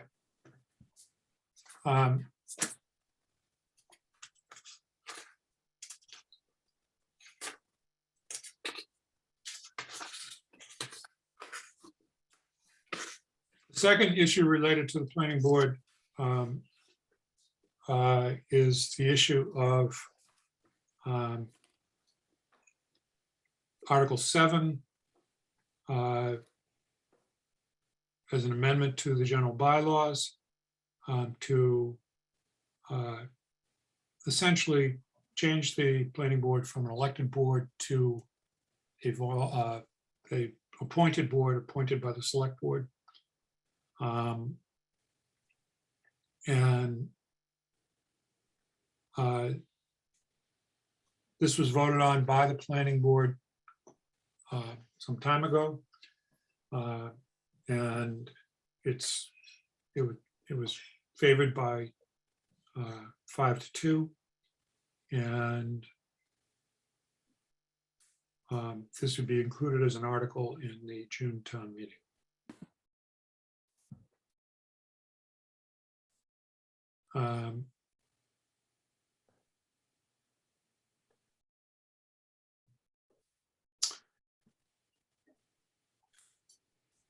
The one concern I have is that,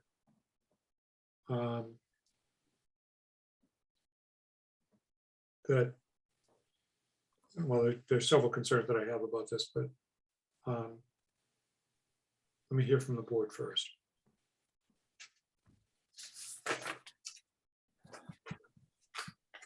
Jeff, I'll note that Alan raised his hand a moment ago in response to this. Maybe you might defer to him for a moment.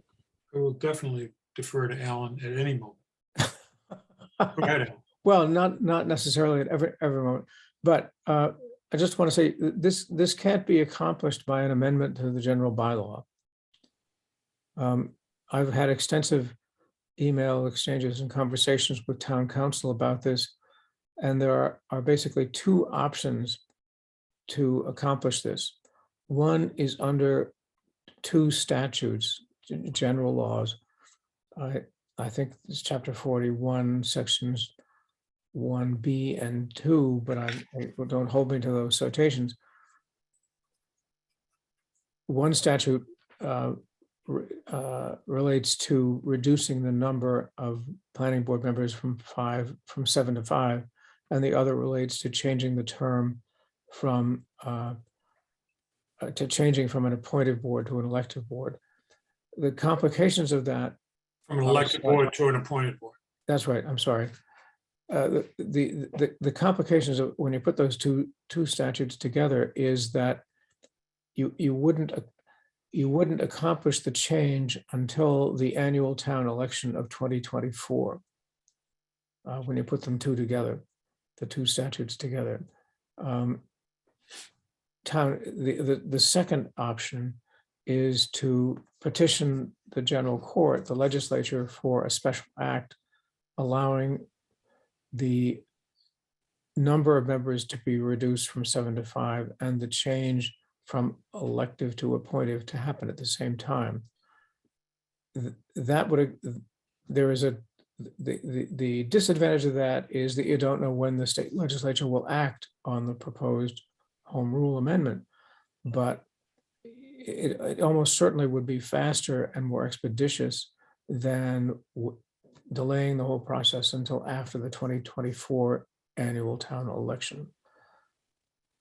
And it could accomplish the whole change at once, because if you proceed under the two statutes, each elected planning board member is entitled to stay in office until their current term expires. So the statutory process is basically a mess. And town council and I are agreed that it's basically a mess.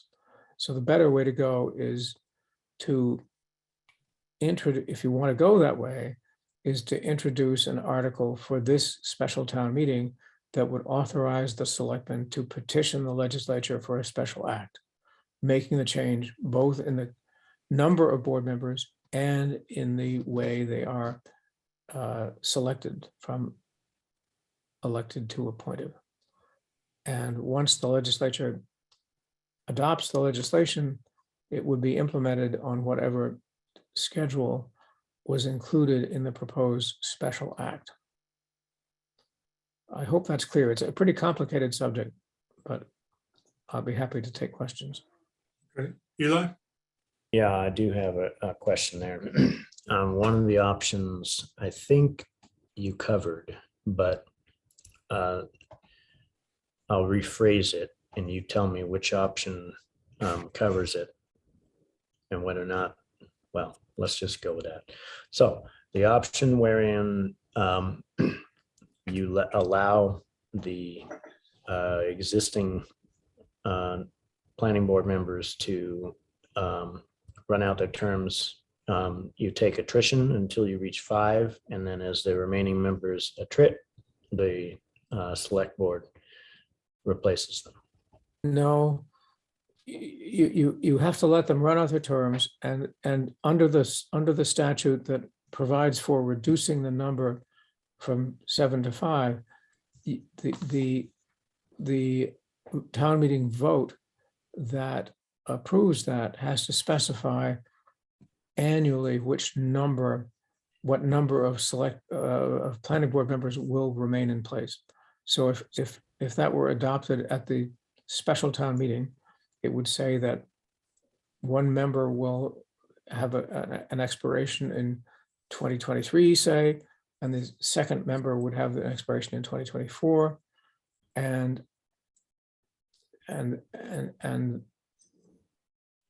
so though whatever term, and since there are more than one term, more than one member's term who expires, that expires in each of those years, you'd have to decide which one that would be. But the statute that allows for changing from an elected board to an appointed board provides that once the change is approved at an annual town meeting, it also has to be approved at the subsequent annual town election.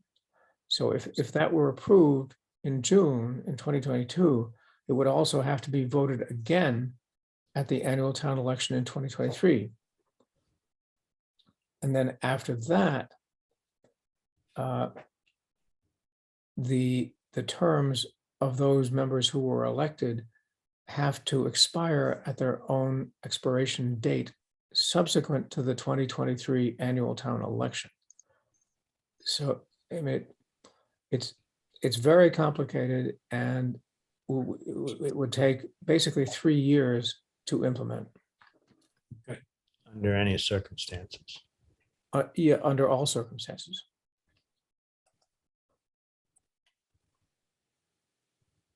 So you described the special act path as being less complicated. It's much less complicated. The special act, and my suggestion, and I think it's also town council's, is that the warrant article presented to, assuming it goes to the June town meeting, presented to that town meeting would include the special act that we would like the legislature to adopt. And Yes. it would spell out exactly when and under what circumstances the current elective board's terms would terminate and when the selectmen would be authorized to appoint successors. So it would, although there is uncertainty as to when the legislature would act on it, once they acted, the town would know with certainty when it was all going to be implemented. And because the legislature can do anything it wants, unlike under those statutory mechanisms, the legislature can terminate the current elective terms of all the planning board members on a date certain. and authorize the selectmen to appoint successors.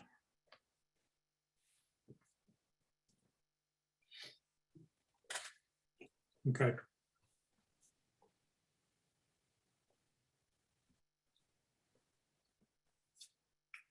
Any questions for Alan from John or Ann?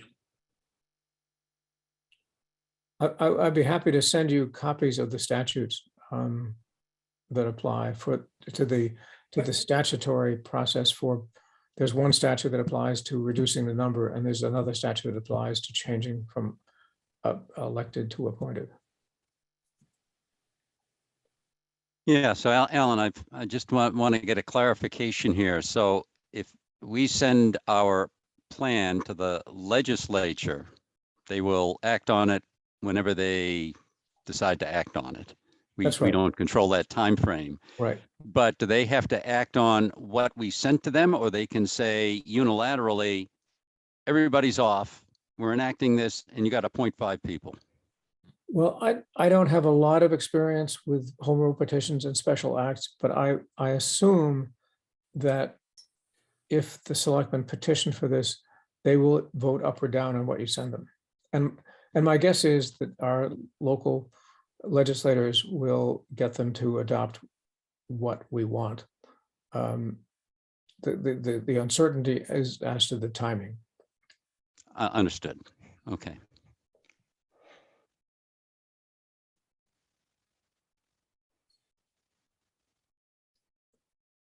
Ann?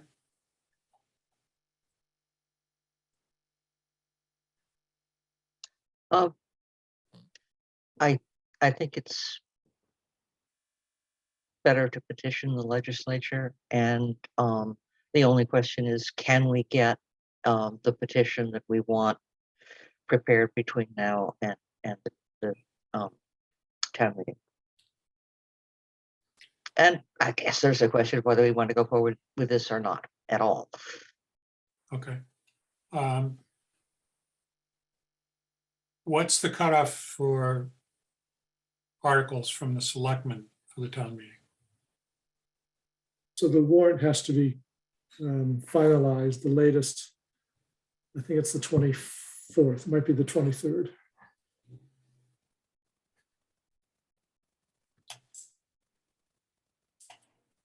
So we have 3 weeks to write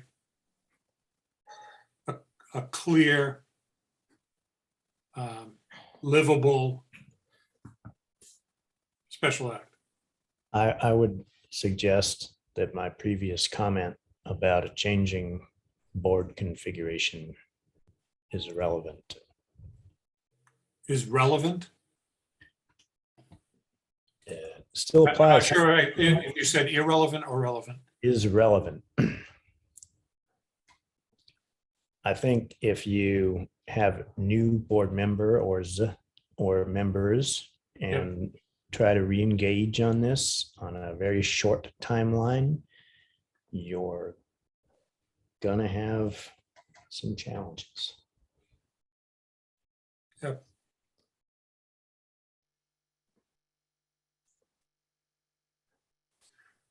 So what Mr. Bowling is suggesting is we have 2 weeks. Actually, 13 days. Yep. Or it's something that goes to the fall town meeting. Or it's something that goes to the fall town meeting. And that timing is better in terms of the legislature, because that you would tee up for early winter and your chances of At the getting start it of the passed. legislative session. Exactly. Yes. Exactly. Trying to get something done in July is problematic at best. But Not we would at least be at impossible, the but it's- we would be at the front of the list if we were able to get that done in 13 days. I think you'd be at the bottom of the list for this session. Would we have to reapply in the next session? Where are we in sessions here? Okay. I think I that think so. perhaps that's best something that we check out with town council. Because, you know, where we get into the list is very important. How this works with town meeting is even more important. And the fact that it's been sitting for some time is also needed to be taken into consideration. So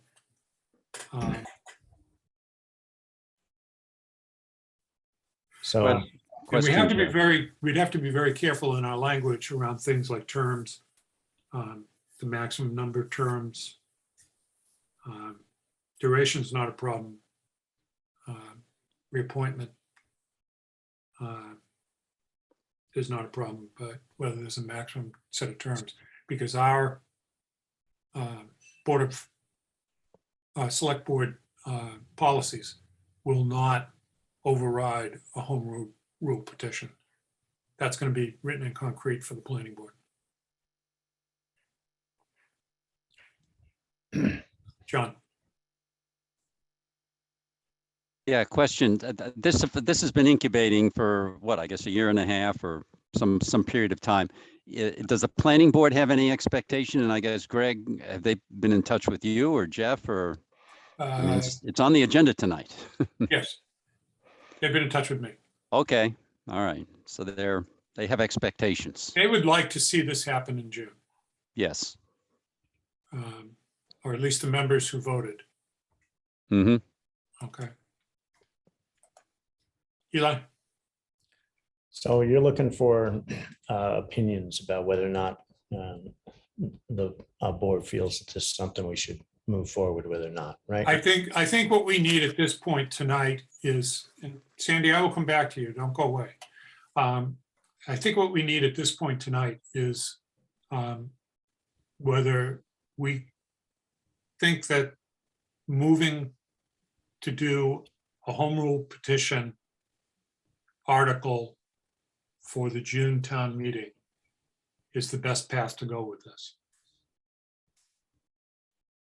And not whether or not we feel like this is an appropriate path to take it all.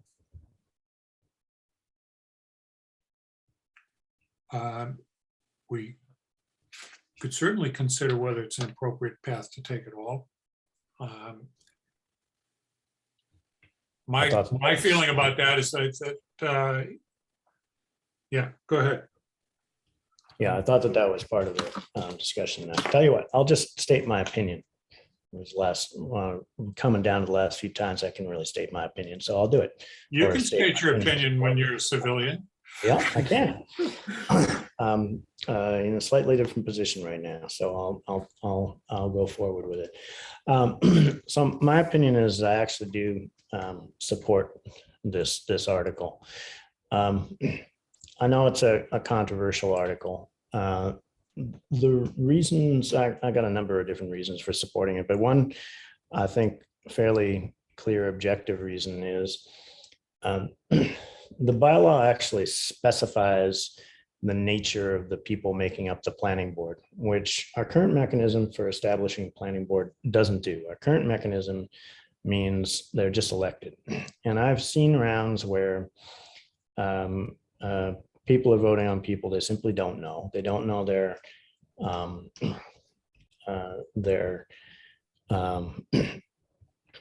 professional status, their qualifications for the job. And this is a job where people are implementing in an adjudicatory fashion the laws of the town and impacting people's lives, their livelihood, their financial interests. Some of these things, decisions that the planning board makes have impact on property values. And I think that people should have some expectation that the people who are on that board actually have skills and knowledge of the laws and how to apply them. As a matter of definition, And this achieves that. And our current mechanism does not. And so I think that this is better. Okay.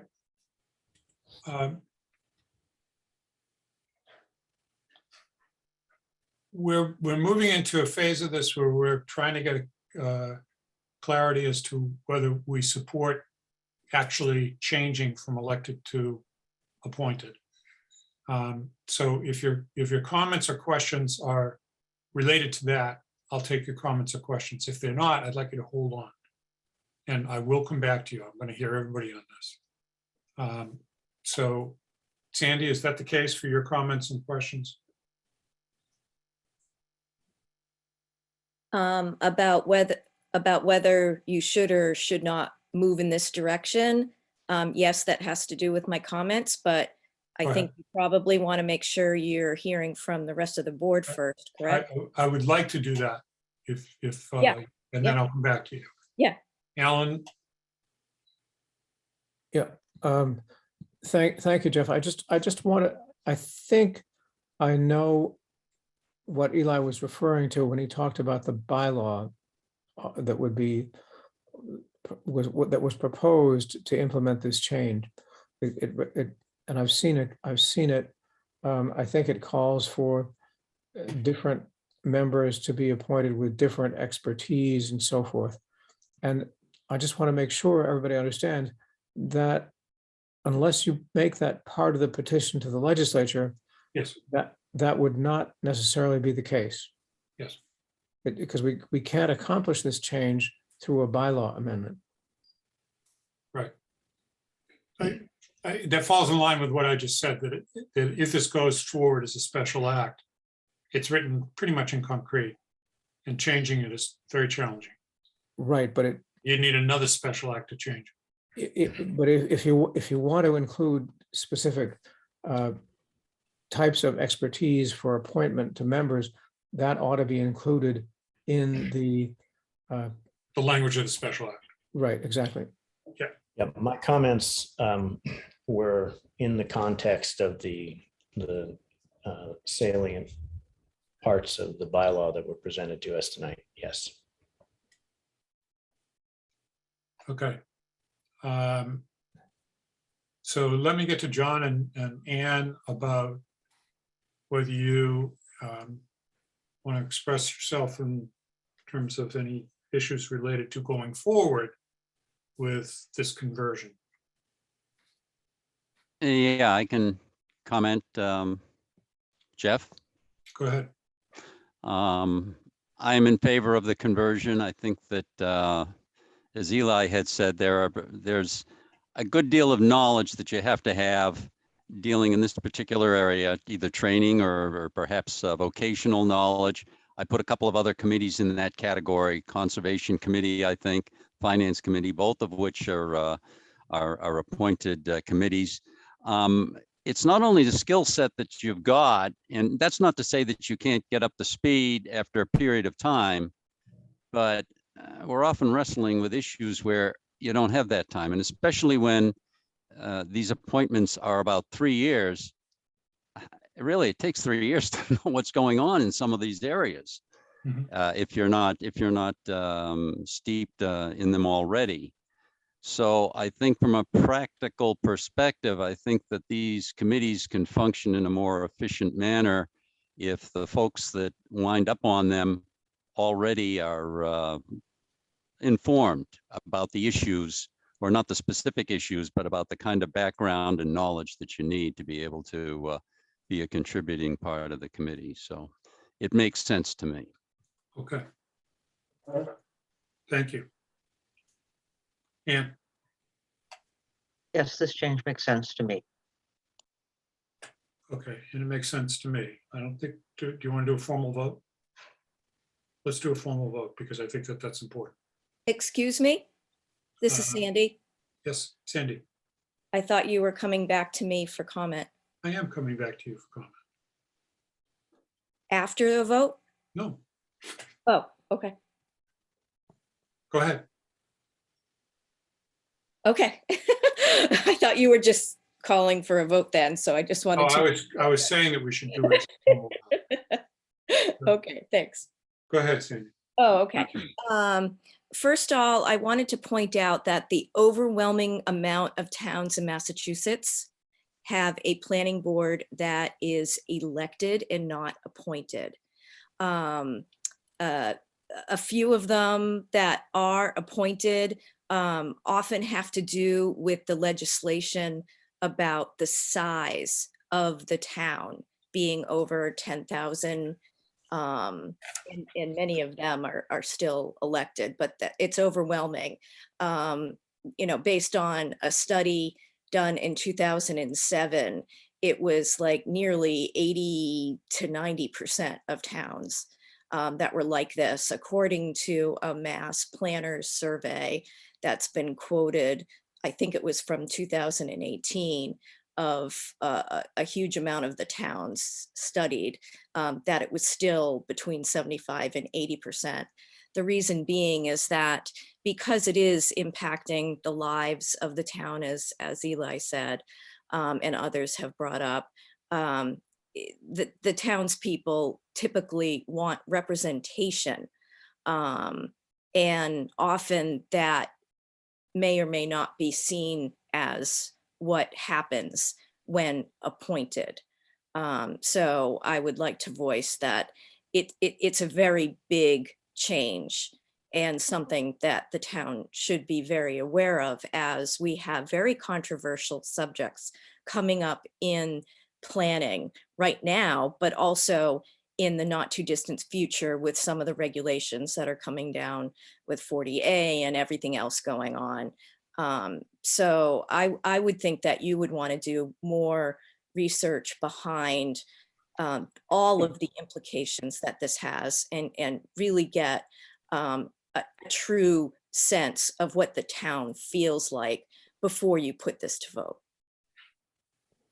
Okay, thank you. Kathy Bellata.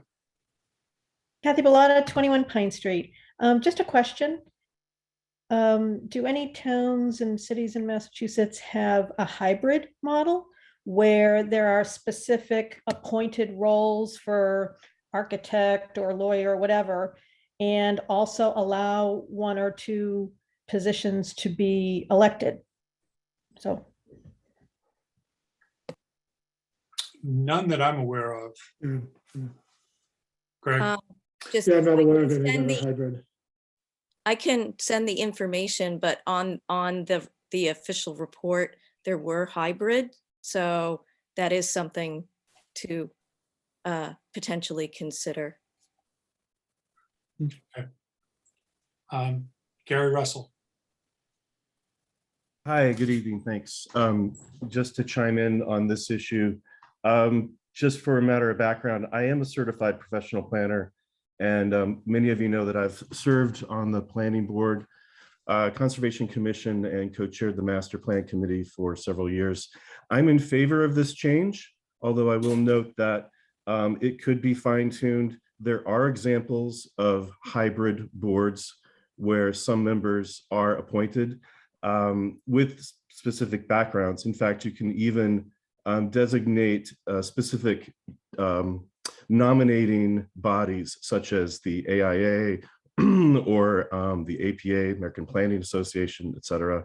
So there are ways that you could fine tune this in the future to get to what I think is really important about having relevant experience and background on the board, while also allowing some at-large representation for the community. I'm in favor of this. I've done a lot of this work both for the town as well as a consultant, and I do think it's incredibly important for many of these complex issues to have folks that have the relevant education and experience to make the decisions in a timely fashion. That noted, I'm not opposed to this being pushed off to a later date, because it's also very important that the community has clarity about what they may be voting on. And I don't see how you'll be able to get to a point of a clear article for voting for this session of the town meeting. Thank you. Thank you, Gary. I would preface this particular vote with the fact that it has been a vote of the majority of the planning board to support this. More than a majority. So our vote right now is whether we support moving planning board from an elected to an appointed board.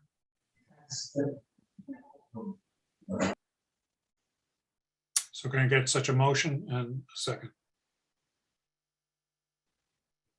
Make a motion that the select board support moving the support the request from the planning board to move from an elected board to an appointed board. I'll second that. Okay, any further discussion? Roll call vote. Ms. Harrison, Yes. Mr. Bowling, Yes. Mr. Round, Yes. and the chair votes yes.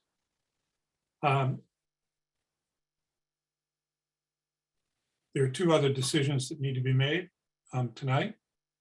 One is, do we want to put this together for the June town meeting? And the second is whether we want to move forward with a special act or move forward through the statutes that Alan cited, with the caveat that he may not have got them exactly right. But the statutory route, let's just call it that. So that's the two other questions that need to be dealt with tonight. June meeting and special act or statutory route. Eli. Well, what I would do is take the second one first. So I think it's pretty clear that the special act is the only course. The other routes sound heinous,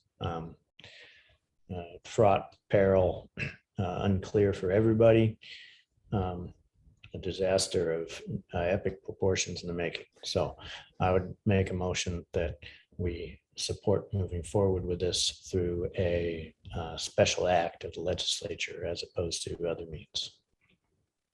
Second. Okay, so we have a motion and a second. Any discussion of that motion?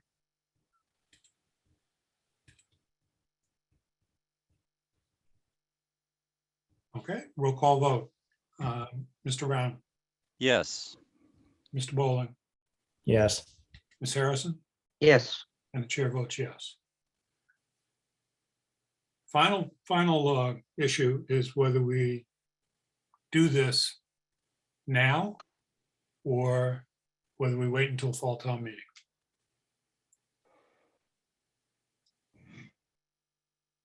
And I don't know whether we need a vote on that or not, but just a consensus. My own sense is they've waited a long time and they can wait a little longer, so that we do this right and that we do it with clear language in the special act that people in the town become familiar with.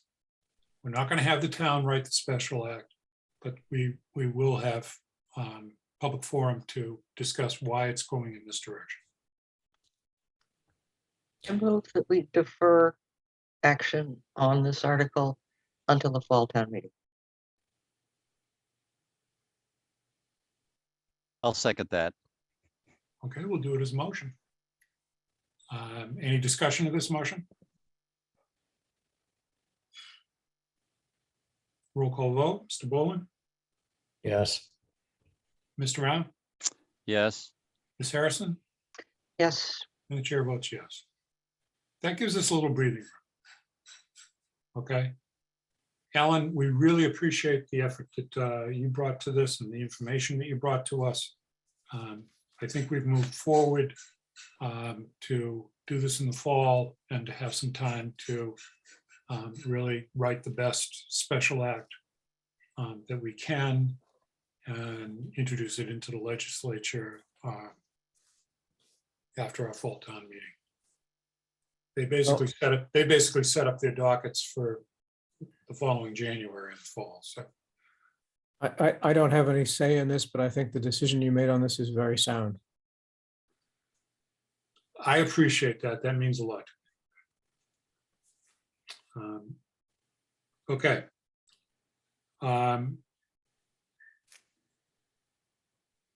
Jeff, if you don't need me any further, I think I will sign off. Fine. Thank you, Alan. Thank you very much. Thank you, Alan. Always a pleasure. Okay. Have a good evening. I hope you don't have to stay up too late. Yeah, so do we. Okay, so the next item on our agenda is select board policies, and we've had some people who have been waiting for some time for us to review the policies that we have on our agenda tonight. And I want to thank the board for the careful deliberation that we just did on the whole issue of that special act. And the first one that's up for review is 89-2.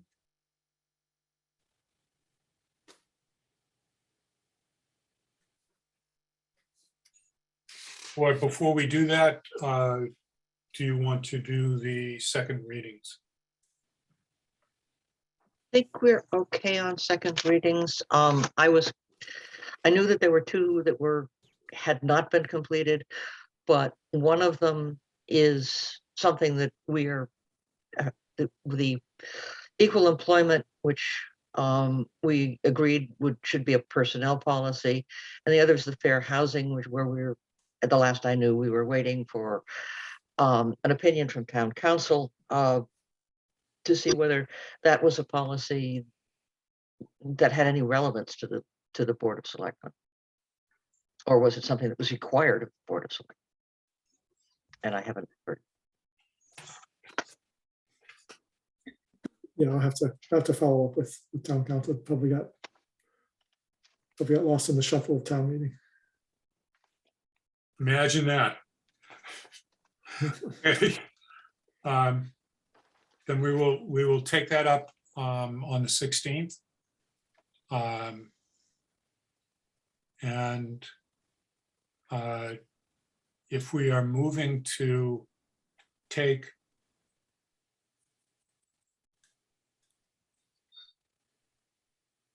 there's one that was personnel policy. Personnel and fair housing. Equal employment should be a personnel policy. Right, so that's already in the personnel policy. So okay, so I will just. So you're covered. You don't have to. I will. You can delete that. Okay. Okay, I will mark that as deleted. Well, did we decide as a board that we wanted that to happen? Oops, sorry. I think we decided as a board that we wanted it in the personnel policies. Okay, and we don't That's have my recollection. We don't have to reaffirm that with a so-called second reading of that decision. We made our decision. Moving on. Right. The next policy, and I can put it up if I can share my screen, or we can just discuss it. And it is here. This is the policy for raising and lowering municipal flags. Okay, you can screen share. Okay.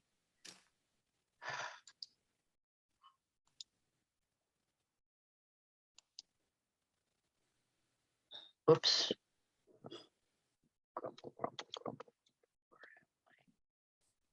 There.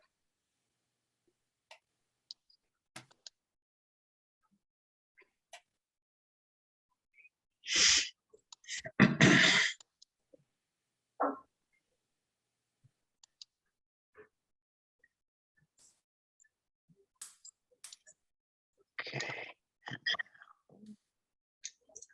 All I have to do is figure out where I do share screen. Here. Okay. Host has disabled participant screen sharing. Screen, oh, I'm sorry. Screen share is now open. I'm sorry. It was checked and I unchecked it. So it's good. Go ahead. More or less. Here we go. Okay. This is fairly long. The existing policy is fairly long, quite long, and includes details of every person for whom the flag should be flown at half-staff. Our present practice doesn't follow many parts of the policy. Specifically, one of the things that the policy says is that the flag shall be lighted if it is flown at night. And the flag at the fire station is flown at night and not lighted. And the flag at Tux Point, which I believe is a town flag, is neither illuminated nor taken down. Many of the regulations, and here I'm going to the flag show that there's the raising and lowering procedure, but there's a large section on when the flag should be flown at half-staff. And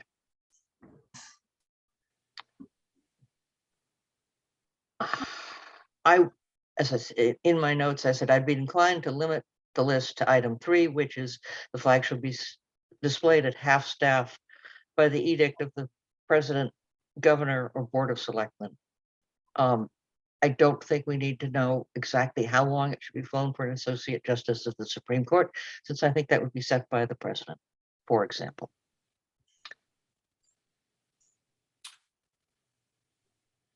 And the flag at the fire station is more often at half-staff than the flag on the town common. And the flag at Tux Point is never flown at half-staff. At least I've never seen it flown at half-staff. So I wanted to have some discussion with the board and anyone else who's interested on what changes should be done to this policy. I've given you my opinions, at least some of them, and I would welcome comments from others. Okay, can you scroll to the first page? Oh, yeah. Please.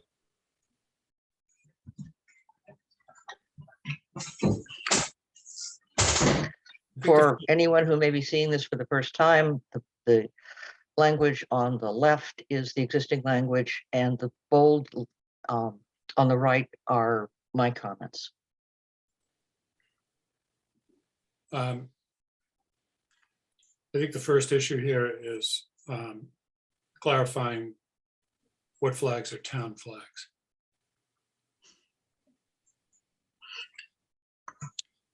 Bruce Icy, 49 Pleasant Street. Can I speak in? Hold on one second, Bruce. Okay. Greg? The fire station flag is clearly a town flag. Is the Tux Point flag a town flag as well? It is. I mean, that's our property and it's our flagpole. Okay. And the third flag that we refer to in town as a town flag is the flag that is now incorporated into the honorary, not a memorial. Bruce, correct me on what the Honor roll. The honor roll. Thank you. Veterans honor roll. The Veterans Honor Roll. And the question that I have is that a town flag, or is that a flag that is under the jurisdiction of the Legion, which is responsible for the honor roll. And this question is being addressed to Greg. That was my understanding that remains a town flagpole. It was installed obviously on the efforts of the Legion and under the leadership of Bruce and a couple of others. But I making the assumption that it is a town flagpole. Okay.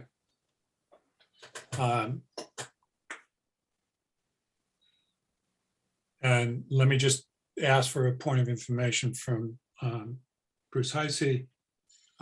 Is that your understanding as well? What, is it a part of a town flagpole? It's on the town common. It's symbolizing for the Veterans Honor Roll. With that said, it is on the town common. It's the CPA donated money towards the flagpole or the honor roll.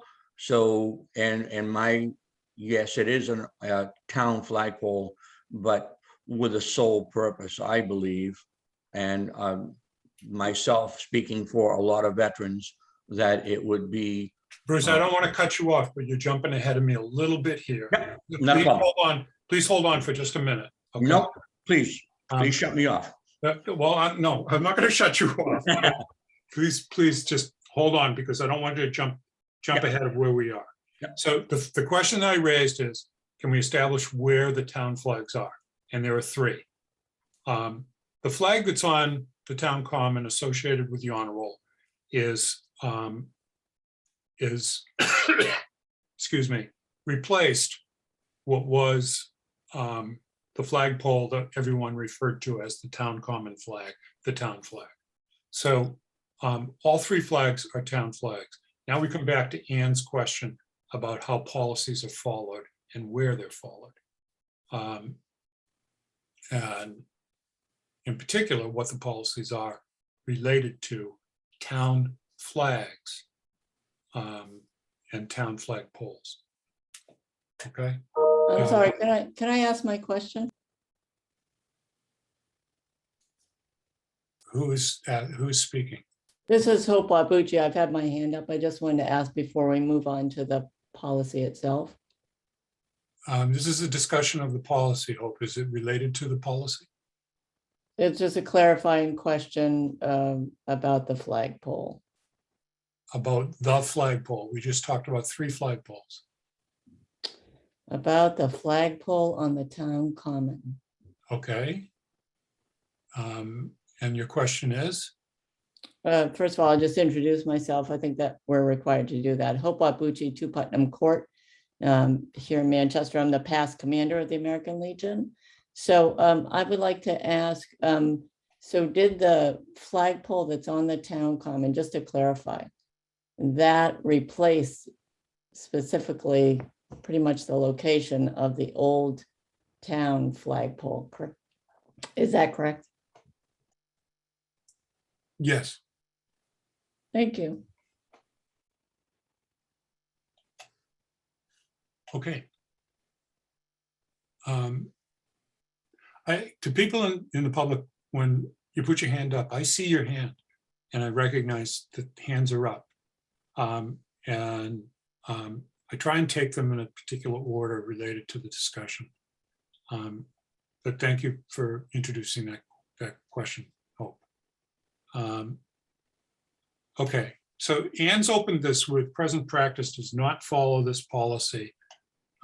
She related that to, in significant degree, to flying flags at half-mast, but also the issue of taking flags down at sunset.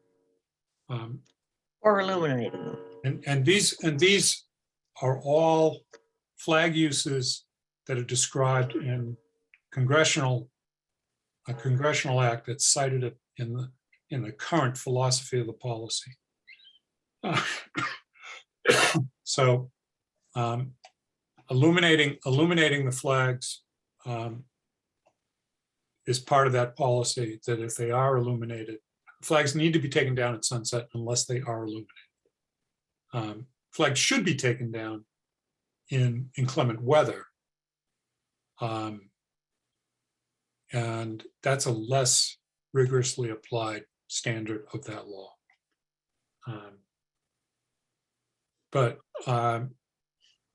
So question number one, in terms of revising the policy, is are we going to incorporate by reference congressional law 36 USC 17178, public law 344. Are we going to incorporate that by reference? And because in the past, we've taken out these, in our past reviews of policies, we have taken out the philosophy section and dropped it. So I guess that's the first question for the board on this, from my point of view. And you can take this wherever you want at this point. The question, I'm wandering off into the direction of all weather. This was written when flags were caught, and it's the inclement weathers may as well be dropped. We certainly don't do it.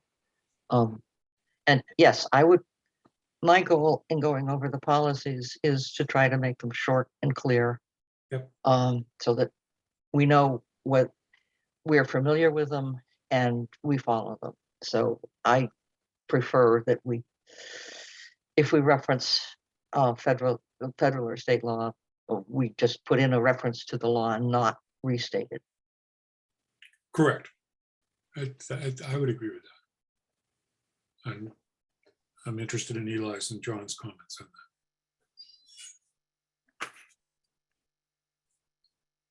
Yeah, Jeff? John. Yeah, so right now, so we're not following any of these rules right now.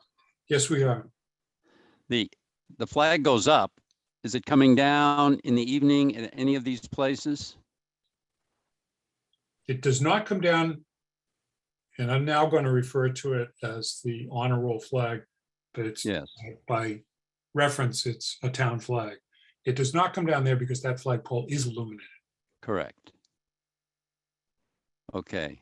And in the other places where it's not illuminated, I don't know that there's any kind of a practice in place for people to put these flags up or take them down. I don't know who, if anyone, handles Tux Point. The fire station will obviously be firefighters, but I don't know if that's done. Do we know that, Ann, or did you ask that question? Or I know for a fact that it's a town flag. Yes, that's been established. Yes. And I think it is not taken down at night. No, I don't think I so didn't. either. I got overwhelmed and did not actually ask whether the fire chief. That's okay. I think that by observation, we could say that it's not taken, it's not lowered and removed from the flagpole on a daily basis. You know, one question that comes with that is, do we make all three poles equal by illuminating all three poles? The fire department is illuminated.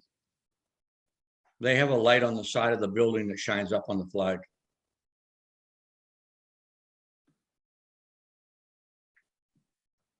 Okay, Bruce, before you jump in, could you raise your hand? Oh, I'm sorry. I got my screen still up here. Yeah, if you're on your Zoom screen, down in the bottom right-hand side. Yeah. It says raise hand. Okay. And that works best. Okay. So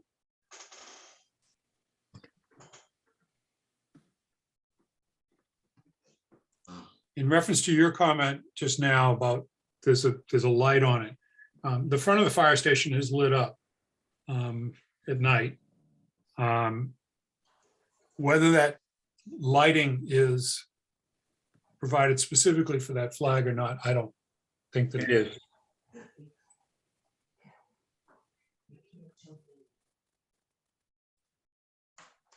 Greg, could you comment on that? I know that there's a light there. Is it sufficient? I'm not an expert on flag protocol, but we could certainly make it better if it needs to be better. I don't think that'd be that hard to do. So the lighting on the honor roll flag is the lighting that I've seen most often, which is lighting that comes up the pole at the flag. Right. And in illuminated flag situations. But one question for the board is whether we wish to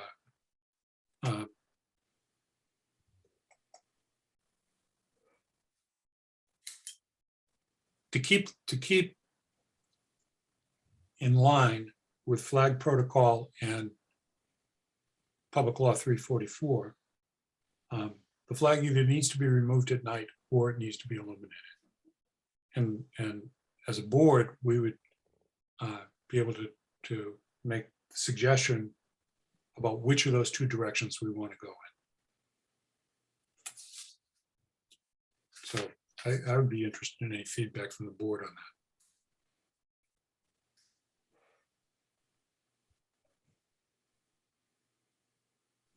that. Jeff? Yes.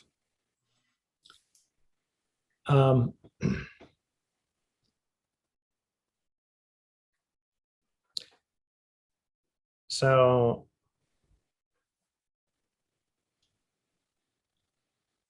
I can't claim to be steeped in expertise on protocol. But my thinking is that if we're really the flagpole that we're really talking about as and is the Tux Point flagpole, whether or not we light it or change the policy to raise and lower it. I think there's negatives to both of those. Raising and lowering it every day requires somebody to go and do that. And lighting it, if we already have multiple town flags that are illuminated at night, and we go and we purposefully set up lighting directed upwards, there's a little part of me that says that's not the best thing either. We spend a lot of time trying to reduce the degree to which we throw light into the sky out of our municipalities as a function of municipal operations. So I think both of those have negatives to them.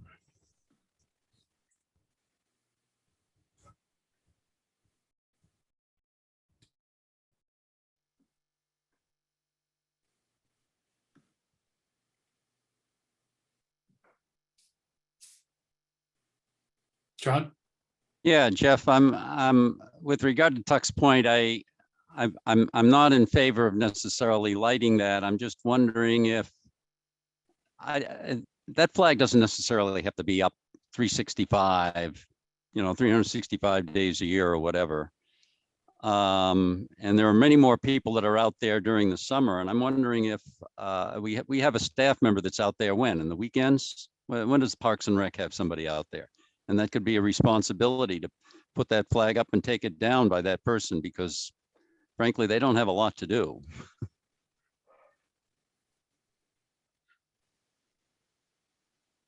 So right, that's weekend coverage. Yeah, that's what I thought it was, just weekend. But I'd be in favor of exploring something like that for the students or whoever it is that we have out there on weekends during the summer, which is when, frankly, most people are out there. Okay. Ann?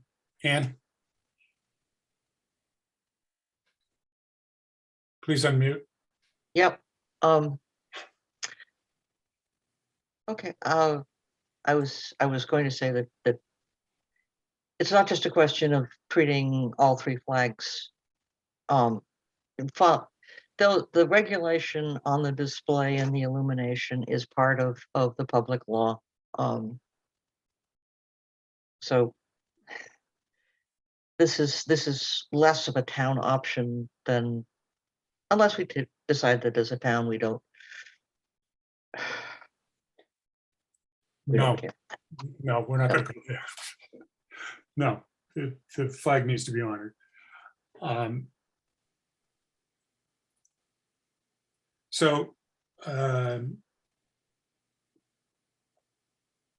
think that John's solution to Tux Point is a good one.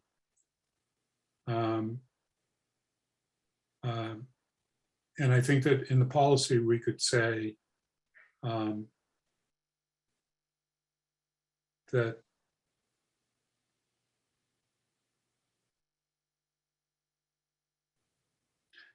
the flags at the fire station and or Tux Point. I'm not sure about the illumination on flag at the fire station, but the flag at Tux Point should be raised and lowered. I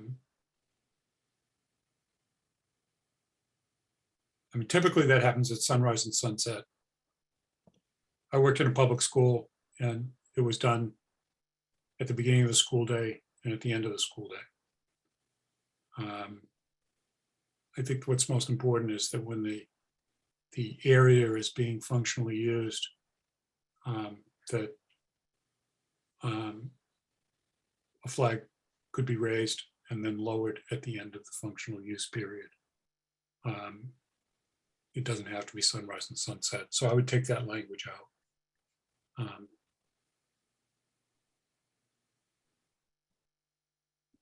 Okay, which language would you take out? I would take out the language of sunrise. It's very specific. Okay, okay, fine. Yes, right. Okay, got it. And it's very specific to the town hall and the fire station and doesn't mention Tux Point. Well, yeah, the Tux Point was not on the list. So, you know, you can put Tux Point in there as the flag at Tux Point would be raised for ceremonial occasions and during the summer when Tux Point is staffed. Just out of curiosity, where would we store the flag? Where will we store the flag? Yeah, so that the kid who's there can find it and raise it. Right, there's a storage closet in the restroom there. That raises two questions, Ann. One is where we store it, and the second question is how we store it. Because flags, when they're taken down, should be properly folded and not just thrown in a heap on a table. Again, they need to be treated with respect. So whatever we want to do about Tux Point as a policy, I would want to make sure that the flag is treated respectfully.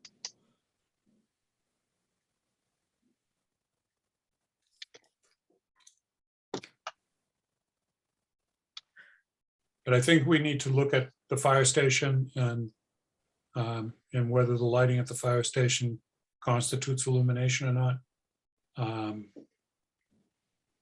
And if so, then we're good there. And then we just are dealing with Tux Point.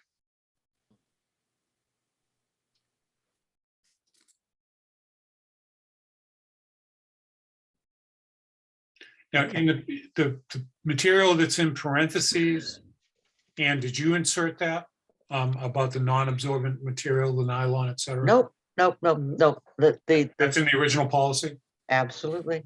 Okay, good. All right.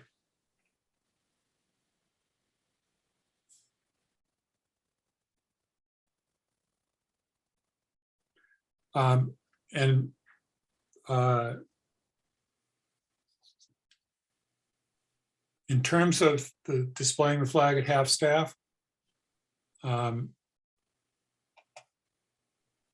would keep the first sentence my recommendation would be to keep the first sentence. Mhm. And the second sentence, the two about Yep. raising it and Mhm. lowering it and then raising it again before lowering it finally. And eliminate the following days. And because that's all part of the law. And keep number 3. Okay. I guess I don't understand. If the flag is being displayed at half-staff, it's illuminated, it's probably not going to be lowered for the day.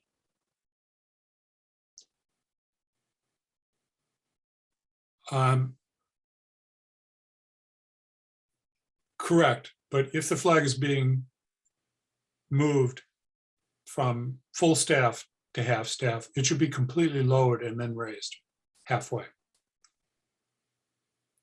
Should be completely raised and then lowered halfway. No, if it's at the top of the pole because it's illuminated, when it goes to half staff, it should go completely to the bottom of the pole and then be raised halfway.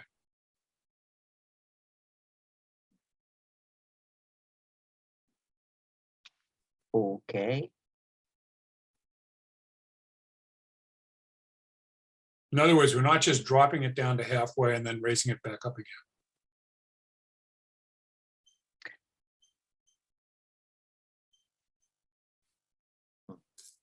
I know that sounds like a lot of rigmarole, but that's as close to, I've looked at flag etiquette a lot in the past and for display at my own house. And I think it's important.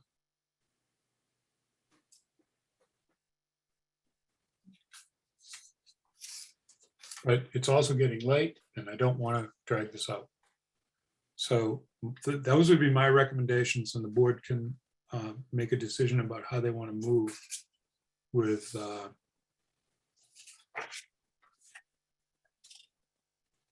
the issues of display,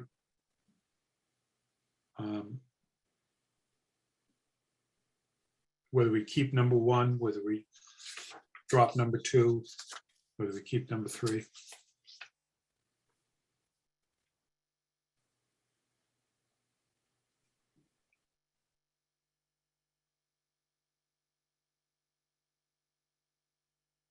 And I would take the last section for responsibility for raising and lowering.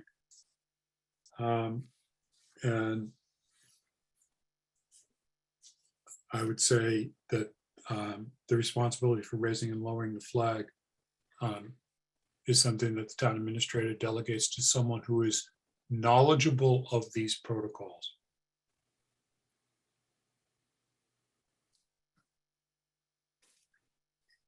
I don't think it has to be the police chief or the fire chief. Right. I have a question on number 3 there. Yes. Which I put in my notes. If we're taking our clue from the president or the governor, the Board of Selectmen would be lowering the flag to requesting that the flag be lowered to half staff for notable when notable members of the residents of the town die. And if we have to wait a week and a half for the selectmen to meet and discuss that, we're kind of going to miss the moment.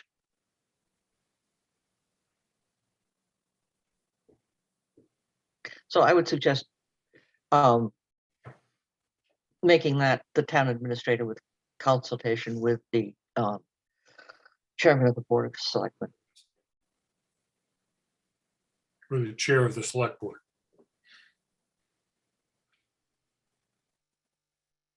I would support that. Mm-hmm. I would agree, Ann. That's good. Yep. Okay. I think we have enough to go to a second reading.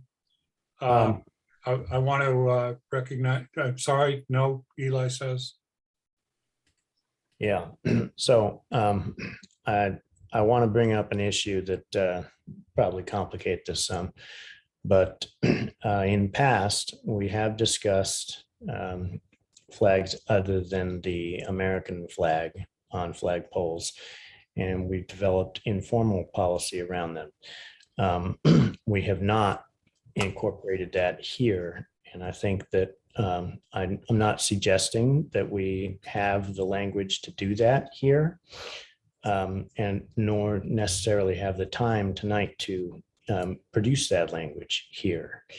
But I do think that it should be here. So as far as a second reading is concerned, I actually think that perhaps we should come up with that language or debate it and inject that as part of the first reading.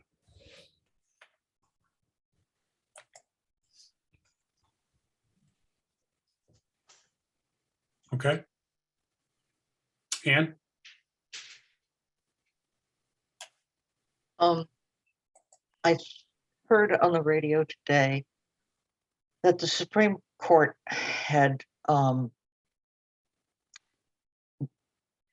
voted against the city of Boston in their use of the flagpole. The city of Boston had a pole that they used for celebrating other events. And a particularly Christian group wanted to fly a flag with a cross, and the city of Boston said no. And the Supreme Court has said, if you fly it for anybody, you have to fly it for everybody. Now that's a gross exaggeration of what they actually said, but it's close. So I think we should think about what our policy should be on honoring other organizations by raising their flag on our poles. Because it's nice to honor the people we like, but I'm not sure that we want to open this to the Ku Klux Klan. So that would suggest that, so there's a couple different options there. One is to acknowledge that and within this policy, make it clear that there's an alternative, a well-defined alternative for those groups, as opposed to simply omitting. I can see the argument.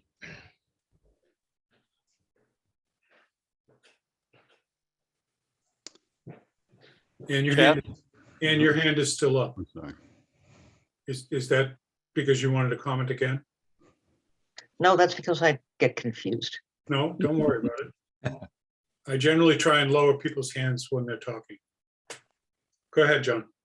Yeah, Jeff. So I've thought about this, and I did hear the announcement that Ann heard this afternoon.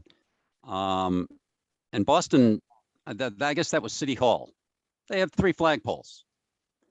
And there's one that they use for those, for various groups. And that got me to thinking, the flagpole that we have now that sits in our honor roll or our honor roll area, it was moved. I don't know if, I wouldn't use the word commandeered, but it kind of moved into, and now it's really kind of part of that whole memorial.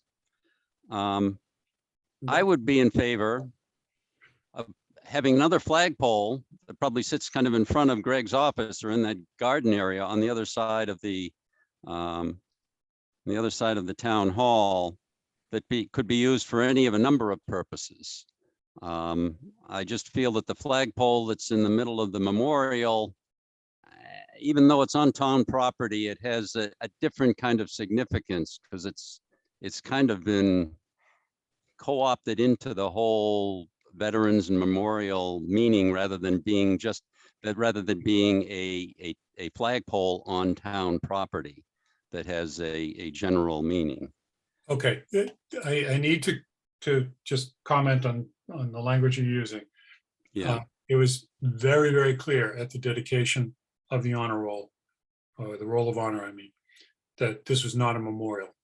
There are people whose stones are there and whose names are there who are alive. It's not a memorial. Yeah. I don't think that anything was co-opted. I think that it was put in as part of the design, and the design was agreed to by the Board of Selectmen at the time. So it's not a co-op. Your idea is a good idea, at least from my point of view, of having a second pole that is much more clearly defined as the town pole, and doesn't cross the border between those, the two functions of that flag, which is to honor the veterans who are part of the honor roll. Eli. Okay. Yeah. So maybe there you can make an argument that co-opt is not the right word. However, before we had a flagpole that was the town common flagpole, and that is gone now. And now we have a flagpole that is part of the Veterans Honor Roll, and a number of people feel that the flagpole in there is for the Veterans Honor Roll. And so maybe co-opt is not the right word, maybe subsumed or some other variation, but there is certainly a feeling among a number of people that that flagpole is now a special purpose flagpole, not really exactly town common flagpole. And if that's the case, and if we as a board come to recognize that, then I would take a very strong and vocal position supporting what John just said, that there should be another flagpole to represent some of these other things. I would also make a comment that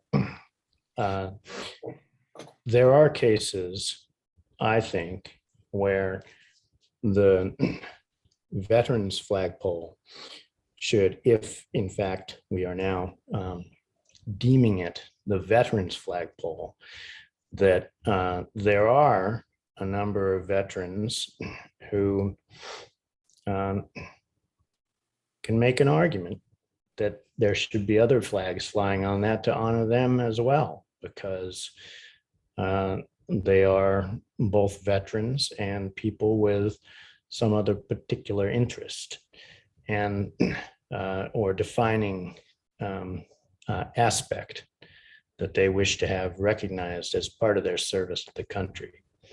So I'll leave it at that. And I think if we're going to go down that route of restricting the one flagpole, then I think that we have to have another one.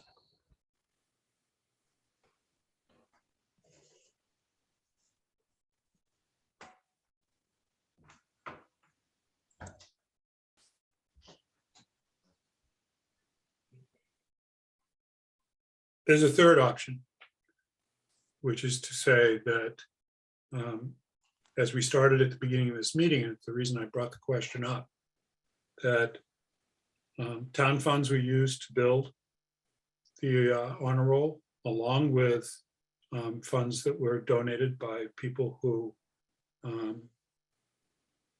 were veterans or in support of veterans. And that is a town flag, and that no town flag will carry any other flag besides the American flag. That's a third option.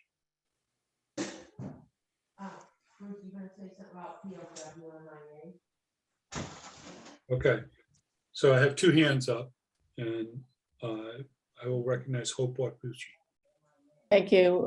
Could the board just clarify for me when you indicated that the Board of Selectmen voted to approve that flag pole and the honor roll?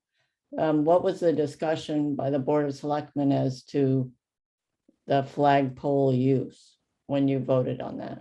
It was a design approval, Hope. It was not, the use of the flagpole was not specified. So the use was remain the same? There was no vote to change the use of the flagpole? It was to remain the same as it had been? It was, as I said, a design vote to do that and to remove, in the general design of the whole town common, to remove the existing so-called town flagpole. I understand. So there was no vote to make that specifically a veterans flagpole? Nor was there a specific vote to make it a town flagpole. Right. But but you recognize it as the town flagpole? I'm just trying to clarify. That's what I was trying to clarify earlier when I brought up what are the town flagpoles. Right. So it is a town flagpole according to the town administrator. Okay, thank you.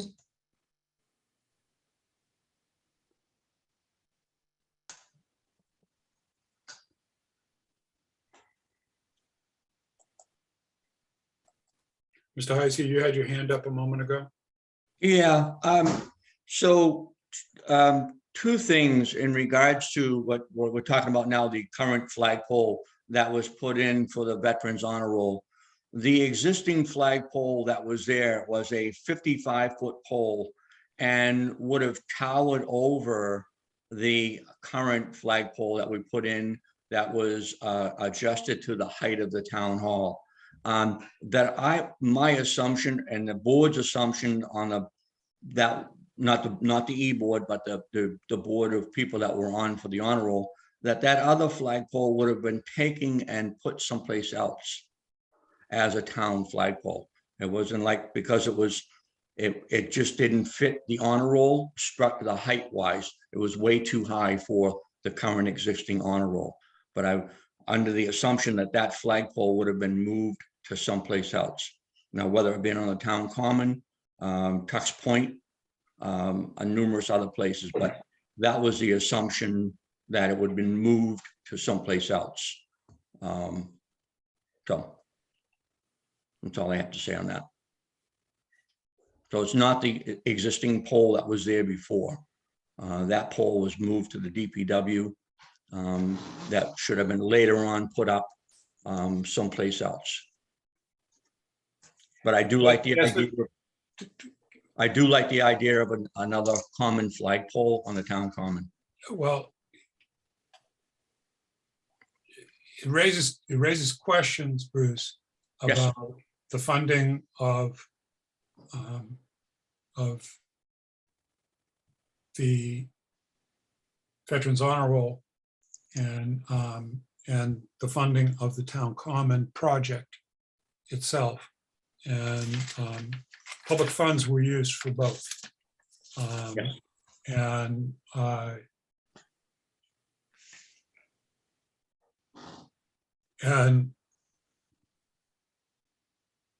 at no point was there a specific discussion of relinquishing the town flagpole.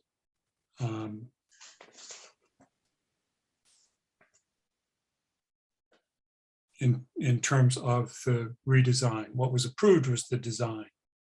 What was not anticipated was who gets to say what happens on that pole. That was not anticipated. And that's the problem we're dealing with tonight, and we've dealt with previously, or tried to deal with previously.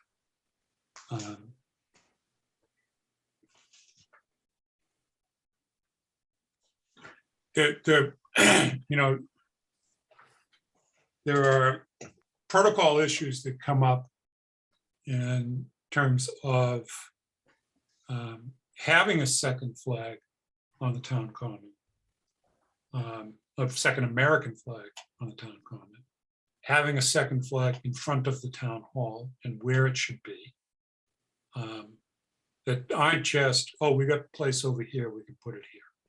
Some of those protocol issues come into this conversation as well.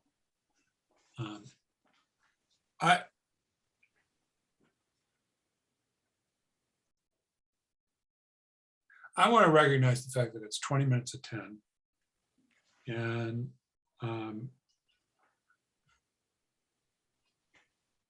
I don't think the board is ready to move this policy as it pertains to the town flags forward to a second reading tonight. I think we've had a lot of suggestions as to how the policy might be modified, but we haven't resolved the central issue, which is how to respectfully recognize the Veterans Honor Roll and respectfully recognize the town flag. And in all of this, to respectfully recognize the American flag. And If I may suggest, I will avoid that question and make the edits, the changes that have been discussed without addressing the question of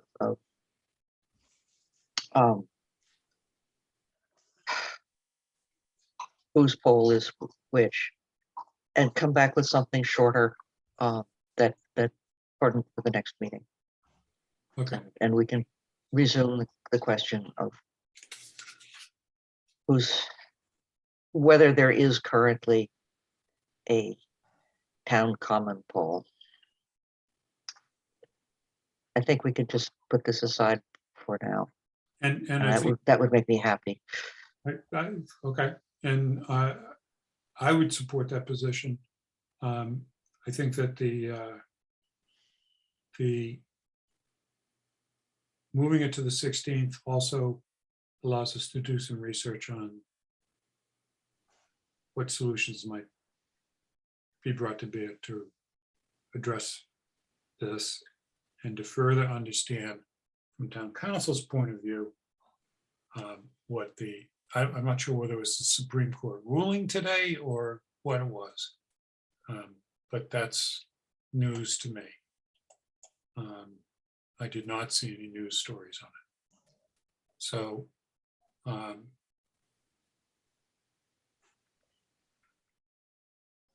I would move that Ann does the edits and that we do another first reading on the 16th and try and finalize and incorporate into that first reading the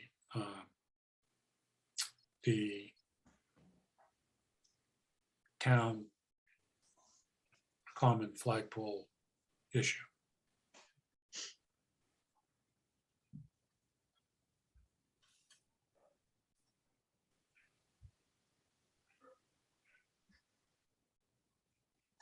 Is there agreement on the board?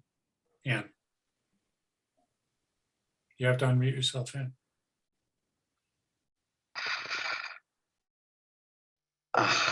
I was going to suggest that we skip the next policy because it's late. But you're right, we have to decide what we're doing now. And I'm sorry. No, that's okay. So Eli and John, are you in agreement with that? Ann proposed that she does edits. Yep. Yep. Get halfway there, 2/3 of the way there. Yep. Well, maybe a quarter of the way there. Okay. All right. So, and what I would suggest is to both Hope and to Bruce, is if you could write down some of your thoughts about thoughts and concerns about how you want to resolve this. That would inform our discussion next time, as well as what we bring to the table next time. Okay. Hope? I'm sorry, are you deferring the agenda item for the flag raising? Am I deferring the agenda item for the flag raising? I'm on the agenda for the flag raising. That's in the consent agenda. I don't know. Yes. No, we're going to take up the consent agenda next. Okay, thank you. Okay. So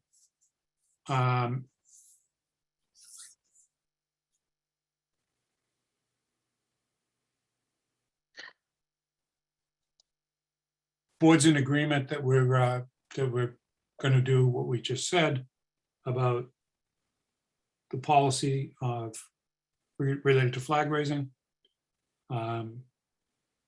We now have the consent agenda. On the consent agenda is Reed's Ride and an LGBTQ flag raising ceremony on June 1st. The town hall bench honoring Manchester by the Sea Police, Fire, DPW, town employees, and volunteers that would be placed on town common. Approval of the minutes from 4/4 and approval of the minutes from 4/4. So I've asked for the minutes from 4/4 to be pulled out. There were so many edits that I had to do, and Greg tried to deal with those edits in his copy of it that went into the packet. And I haven't finished reviewing all those edits. So I'm asking that it be pulled out and deferred until the 16th. I'm also asking that we pull out the flag raising ceremony from the consent agenda so that we can vote on the other two items. I'd like to remove the bench. You'd like to remove the bench. No, I don't want to remove the bench. I want to remove the bench article from the consent agenda. I got it. So the one item left in the consent agenda is Reed's Ride. Can I get a motion to accept Reed's Ride letter? So moved. Second. Okay, that letter describes how Reed's Ride will come through Manchester. All right. Sarah Mellish, do you have a comment that you need to make? It's my understanding that you had a second item on the agenda with respect to term limits. And I have significant concerns regarding that. That will be taken up on the 16th. Okay, yeah, because we're not dropping it. We're not dropping it, Sarah. We're taking these slowly, one at a time, and sometimes really grinding through them. You need to look at your history, because there's many members of the Finance Committee and the ZBA who have extended those term limits beyond, and we need the expertise. Yeah. Thank you. Yep. Thank you. Okay, so in order, we'll take the flag raising ceremony first. Hope you had some comments you wanted to make. Well, my request to the Board of Selectmen, thank you all. Hope Wabuchi, 2 Putnam Court. My pronouns are she, her, and hers. And I'm also the founder and president of North Shore Pride, which is a nonprofit organization with a mission of education and advocacy as on behalf of LGBTQ plus persons here on the North Shore. And the organization was started as a result of hate crimes against our community here on the North Shore in various towns throughout the North Shore. And we're 12 years old. And so we coordinate the flag raisings for many of the towns on the North Shore. And by flag raising, I mean what's typically known as the rainbow flag, and now having been converted to the progress flag, which is an inclusive flag of all members of our community. And so I'm here this evening asking the Board of Selectmen, and thank you so much. And I know it was serendipitous to have the policy of the flag being flown in Manchester on your agenda tonight, and I appreciate that conversation. I'm also the past commander, as I mentioned, of the American Legion Post 113 here in Manchester by the Sea. And so I'm here this evening to ask that we fly the progress flag on behalf of the LGBTQ plus community throughout the month of June, starting on June 1st, which is the month of June is known as Pride Month in our community, through not only throughout the United States, but throughout the world. And North Shore Pride is also a member of Interpride, which is the international groups of pride throughout the world. Following in the steps of Marblehead, Peabody, Danvers, Beverly, Salem, all flying the flag, the LGBTQ plus flag on their town or city common, with the exception of Salem, which flies it not only outside their city hall, but also on Riley Plaza, flying a total of, I think it's 8 flags at once. So we ask this evening that North Shore Pride fly, as a town resident, that we fly the progress flag on the town common, on the town flagpole as it currently exists, on June 1st for the month of June. That is the request, and we appreciate your discussion and consideration. Thank you. Okay. Last year, this request came in and the decision was made not to fly on the flagpole that we've been discussing tonight. And we put a banner up in front of Town Hall with the pride flag at that time. And it remained there throughout the month of June. That's incorrect. If I could clarify, that would be fabulous. We were told that the flagpole was owned by the American Legion, and that's why we couldn't fly it on the flagpole that's since been clarified to be the town flagpole. Also, we were not permitted to fly it for the month of June. We flew it. We were only permitted to fly it for 2 weeks in June. I just wanted to make that clarification. Thanks.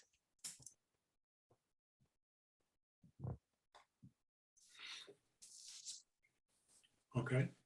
And again, it is not to be antagonistic at all.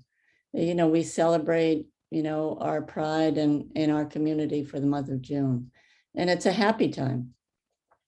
And it feels a little contentious to me, and I don't want it to be. That's not our intention at all, at all. But it seems to have become a bit contentious, and that's unfortunate. It really is. Especially what's going on. You know, we just had. I think, Cope, the issue is not the flag of the Pride community, of North Shore Pride, or the LGBTQ plus community. That's the issue here. The issue really is an issue of the broader issue that was raised in Boston and addressed in I don't know what way by the Supreme Court in a pronouncement today. And that is, what place does the banners of various parts of the community have in public display at Town Hall or on the Town Common? And it's not, to my mind, a matter of any specific community, but this issue came up in December when we were approached to display a particular religious symbol on the Town Common. And we said no. And there's a lot of confusion around which communities, when, for how long. So I don't think it's, you know, a slight to the community that you represent when we're talking about where this goes and how it goes. It's more of an issue of how do we deal with all the communities and all the representations that they would like to have in terms of town hall. So it's a much broader. Oh, I understand Question. totally. And other cities and towns have been dealing with this for years and years and years and seem to have no issue with it. So But we're not other cities and towns. We're one town. no, I agree. I understand that. I'm just saying similar towns, similar populations, similar, you know, they do it every year. They have no issue. They're, you know, it's a wonderful celebration. So it's unfortunate. I know that the Board of Selectmen have indicated that not all members have been briefed or understand what the Supreme Court or you know, what the dictation was that came today. So I appreciate that and understand that as well. So I'm not kicking the can down the road. I understand that there is a time frame that this decision needs to be made. But I would like to defer this decision for our next meeting until we can talk to town council and get an understanding of what the Supreme Court's orders mean to this town. We've already slated for the next meeting to make decision about how we deal with flags and what's a town flagpole on the town common. This is not kicking things down the road. It's just legally, I don't think I can say or lead the board in a discussion one way or the other to make a decision tonight. Now, if there's a board member that wants to object to that, I'd be happy to hear from them. But I would like to not make this decision tonight, but make it on the 16th, and a decision will be made on the 16th. Or I would recommend that a decision is made on the 16th. I don't speak for the whole board.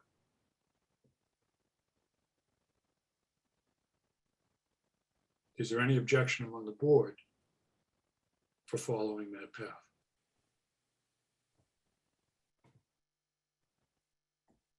I would ask for a point of information about the request from Hope. Hope, last year, the flag that you proposed was full size, matching the size of the American flag. Is that the same flag that you're proposing this year? Do you have any alternate ones that are smaller than the American flag? And I ask this because if there are different options proposed and they come in late, will you have what you need if, for example, some solution with a size one step below the American flag is proposed? Yeah, thank you, Eli. So the flag that was flown the last time was proportional to the location that you gave us. So in order to put up, you know, a standard flagpole flag, that would have got lost in that space. So we brought in the really big flag. Progress flags have to be ordered ahead of time because they're fairly new to our community and not everyone makes a nylon progress flag. And so we have some currently on special order. And so we would need to know sooner than later if it's going to go on a standard flagpole or on the size of the flagpole that used to be on town hall. It would be proportional to the flagpole. So that's what you are ordering or you're about to order? We have ordered currently a very large flag to fly on the Salem Common during North Shore Pride Parade and Festival on June 25th. That would not necessarily be the flag that we would fly on the town flagpole, which is currently located at the Veterans Memorial.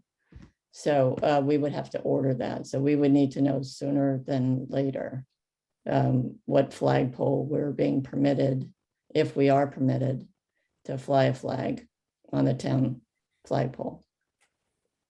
Okay. At Town Hall. Okay. Thank you, Eli, for the question. Okay. So the next meeting Right. is May. I understand the urgency. So that would only give us 2 weeks. Yeah. To get something in. Yeah.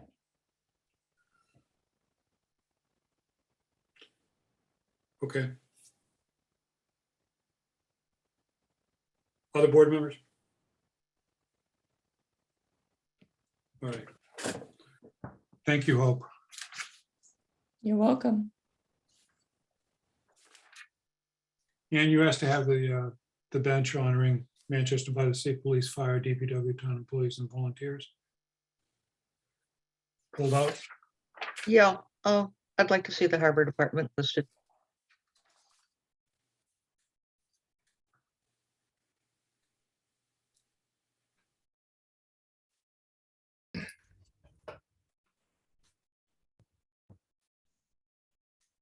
Any comments from the board?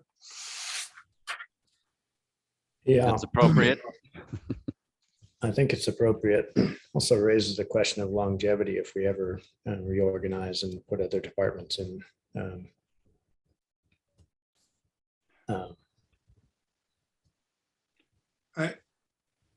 I guess I wonder about specifying any departments. Yeah. As opposed to town employees and volunteers. Yep. Because if you say the Harbor Department, then, you know, I see you the Harbor Department, I raise you the accounting department. You know, I mean, it becomes a little bit of, and then which one goes first? Yeah, and it's also, you've got 3 that are public safety and the DPW. I guess that's not categorized as public safety, but. You get 2 that are public safety and the DPW. The harbor is public safety too, but. You're right, I'm sorry. Yeah. So why is that singled out? Yeah, my own reaction to this is it should be town employees and volunteers.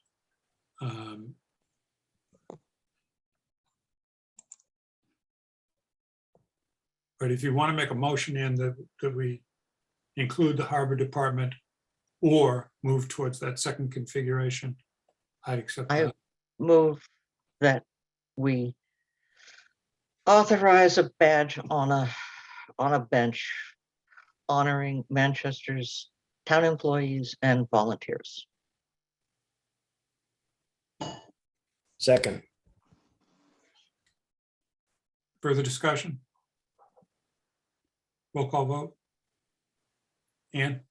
Yes. Eli? Yes. John? Yes. Chair votes yes.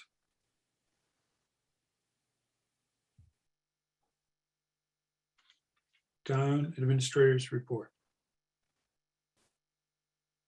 A few updates for you this evening. In our last meeting, we had a short discussion on Tobacco Road. Eli has volunteered to do some reconnaissance on that and talk to folks in Hamilton, making good progress there.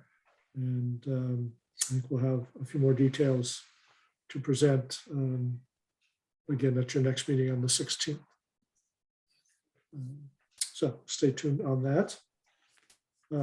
Construction projects. Just one comment, Greg, as noted, there's a planning board, excuse me, a Concom meeting, correct?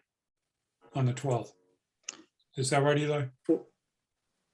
Yeah, I thought it was going to be on the 11th, but at least that's what I was told verbally, but I don't know if it's been posted yet for the 12th or 11th. Yeah, we could, Yes. we can 11th is confirm that correct. and get the word out. 11th is correct. So we'll get the actual posting out to everybody. Ann,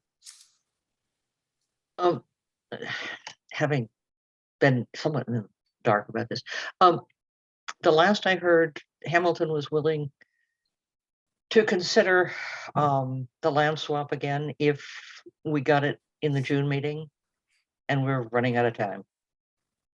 yes, That's what we're working towards finalizing, yes. Okay. Thank you. And we don't have to do anything tonight to help that. so, Right. so far they've agreed to going down that path if it doesn't require renewing the permitting. Mhm. That they've completed their permitting process to pave the existing road. Okay. That's correct, Eli, yes? Yeah, they said that this is the one point where they're going to get back to us. They were going to clarify whether or not the state was going to require them to redo any of the permitting. But they don't want our vote contingent on any permitting in our vote. So if the state requires them to do something, fine, but they don't want us to place any restrictions on them. Or rather, they're not, their interest level would probably be reduced if we attempted to restrict them. Okay.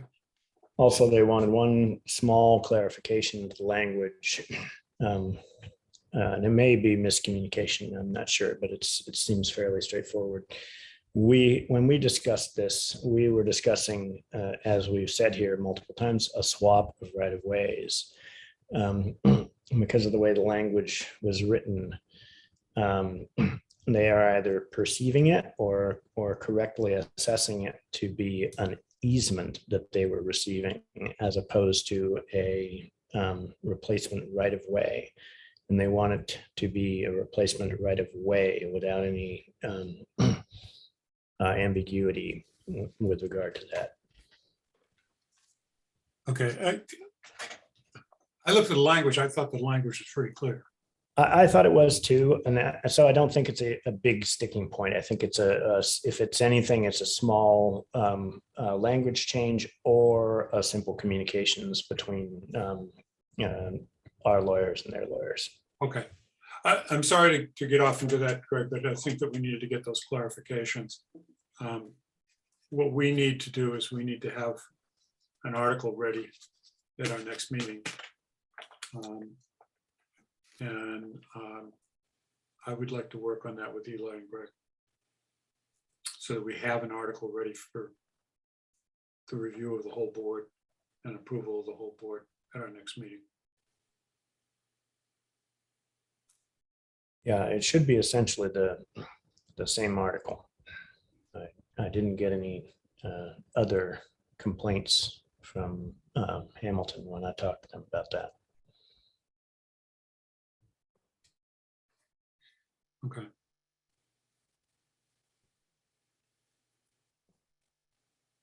The main hangup in a fall town meeting was that they hadn't completed permitting. That could be the same hangup in this if the state requires permitting. Well, basically where they're at is if they can pave it where it is, they will do that. And if this other alternative that we proposed last year is made available to them and it's feasible for them to use it, they're willing to do it. But if they've got a bird in the hand, they're going to have that bird. Yep. Okay. Sorry, Greg, go ahead with the town administrator's report. Yep, no, that's fine. That's part of why we do this. So construction updates, DPW is getting ready for some paving work, following up on roads that had some utility, sewer, water pipes work done. So they'll be paving Forest Street and Harold Street and the end of Magnolia Avenue. And so those will probably be getting underway in the next couple of weeks. So people will have a little inconvenience, but we'll have a newly paved road after the work is done. One of the bigger construction projects will be the relining of the water main on School Street. And so that will cause some disruptions. There'll be some detours, certainly one lane of traffic only, if not a complete detour. But as the time gets a little closer, into June, July timeframe, we'll be getting more information out on the timing of that and where they will be when. So that'll be coming up. And the work at Tex Point on the new floats there, pretty much have wrapped up the piling work, putting in the new piles. And so that work is progressing well. And they'll be securing the new floats to those pilings in the next couple of weeks. So that should be ready for Memorial Weekend, which will be nice. They were able to identify some new brackets that would help shore up the rotunda itself. So we have a little bit more life in the rotunda, and they'll be doing that work while they wrap up the work on the floats. So that'll be good and allow us to keep using the rotunda.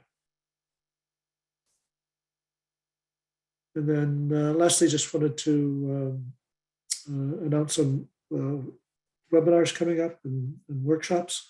The first of two regional meetings were held last week, April 27th, for the EPA Building Blocks program, which is looking at ways to help us here on Cape Ann be more resilient to climate change, bigger storms, rising sea levels, et cetera. Taking a look at where vulnerabilities are. And at this 27th meeting, there was a quick snapshot, a quick overview of this simulated hurricane hitting the area, Category 3 hurricane. And more details on that effort, that modeling. There'll be a separate workshop scheduled for May 18th. And we'll get some details up on the website, and I can send them to you. That'll be a deeper dive into the simulation of a hurricane hitting us pretty much dead on, and what we can expect for the damages. To say the least, it's quite sobering. The damage is extensive, and it really puts a very large exclamation point of the need to be better prepared just from an emergency response standpoint, and how we as a region need to have some plans in place in order to cope with such a major storm hitting us. So that's on the 18th of May. And then the second EPA workshop focusing on some priority projects that might be helpful to the region to lessen those impacts. And that's coming up on May 23rd. So again, more details will follow, and we'll get that information out to you.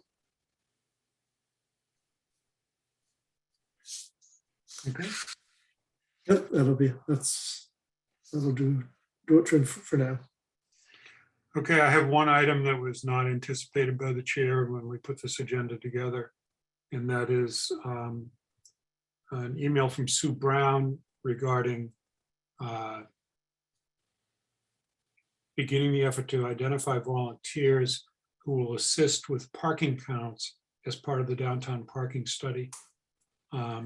Volunteers will be asked to attend an hour-long training session in town with an MAPC consultant someday this month, and then assist with counting parked cars within a prescribed route in the downtown during a weekday in late spring or early summer, since we're getting into late spring already, and during a warm, sunny weekend day in July. So it'd be literally counting cars over that area that the parking study is addressing, which is the one that you saw on the map earlier tonight. They're not asking for Board of Selectmen to select board members to volunteer.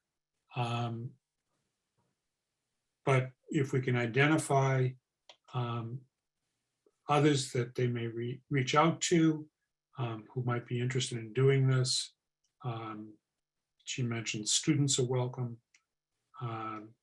This would be a great project for, if we can get it out on the wire, for high school juniors who are looking for their hours towards graduation for volunteer work. So, Ian, you've got your hand up. Yes, this was not anticipated, and it is a logistic question. I have been hearing from people who think it would be inconvenient to have a town meeting on a Saturday in June, and wonder whether we might consider moving the meeting, if it can be done, to the 13th. And I've spoken with Alan about it briefly. He thinks there's a risk that if we had it at an evening meeting, it would be 2 days. And the question is, do we want to do anything? Raising it so that we can think about it in 2 weeks. Okay.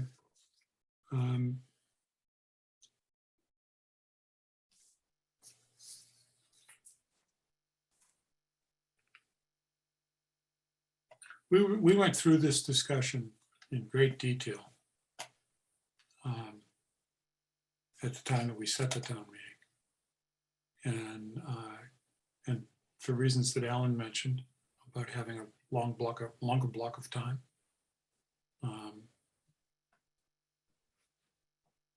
I don't know that we need to beat this around the bush again.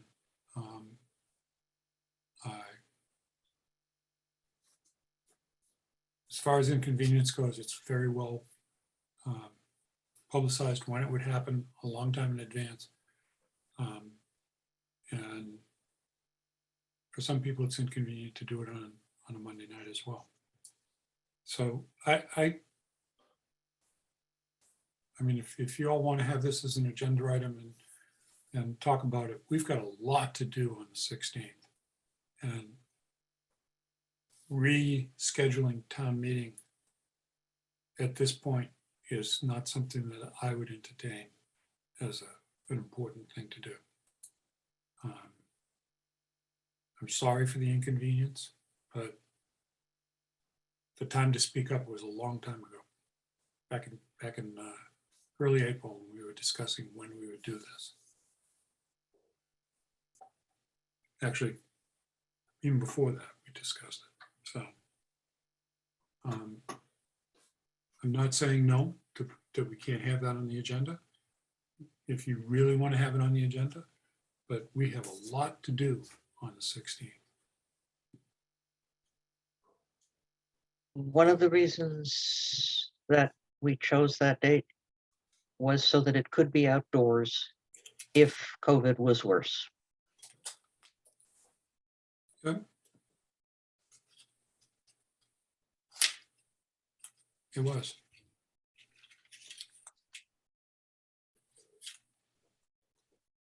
But to change things now, Ann, is so much that has been publicized about that date. And people are aware of it. they're aware of it enough so that they can complain about it. And that's a height of awareness in this town. I'm not trying to belittle their complaints, but I feel like it's something that should have been vetted when we set the date. And my own feeling is the date set. I won't change in that regard. And I feel like it's bringing an agenda item of controversy into the 16th, that when we've got so many things that are already controversial in that agenda. So I don't have such strong feelings that I would say, no, I would not allow that to happen as chair. With the fact that we've opened agenda to all the board has been working really well, and I'll take whatever the board wants to do, but my own feeling is that's a non-starter for me.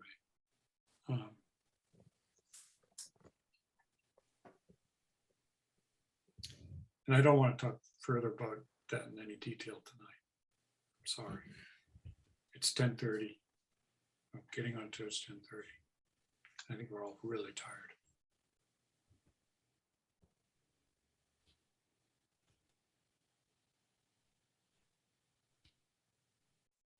So Eli, you can either talk about it or you can move to adjourn. So I saw the Eli move forward thing that indicates that you want to say something. So you can take comments about whether or not we should take it up as an agenda item and offline email, right? For sure.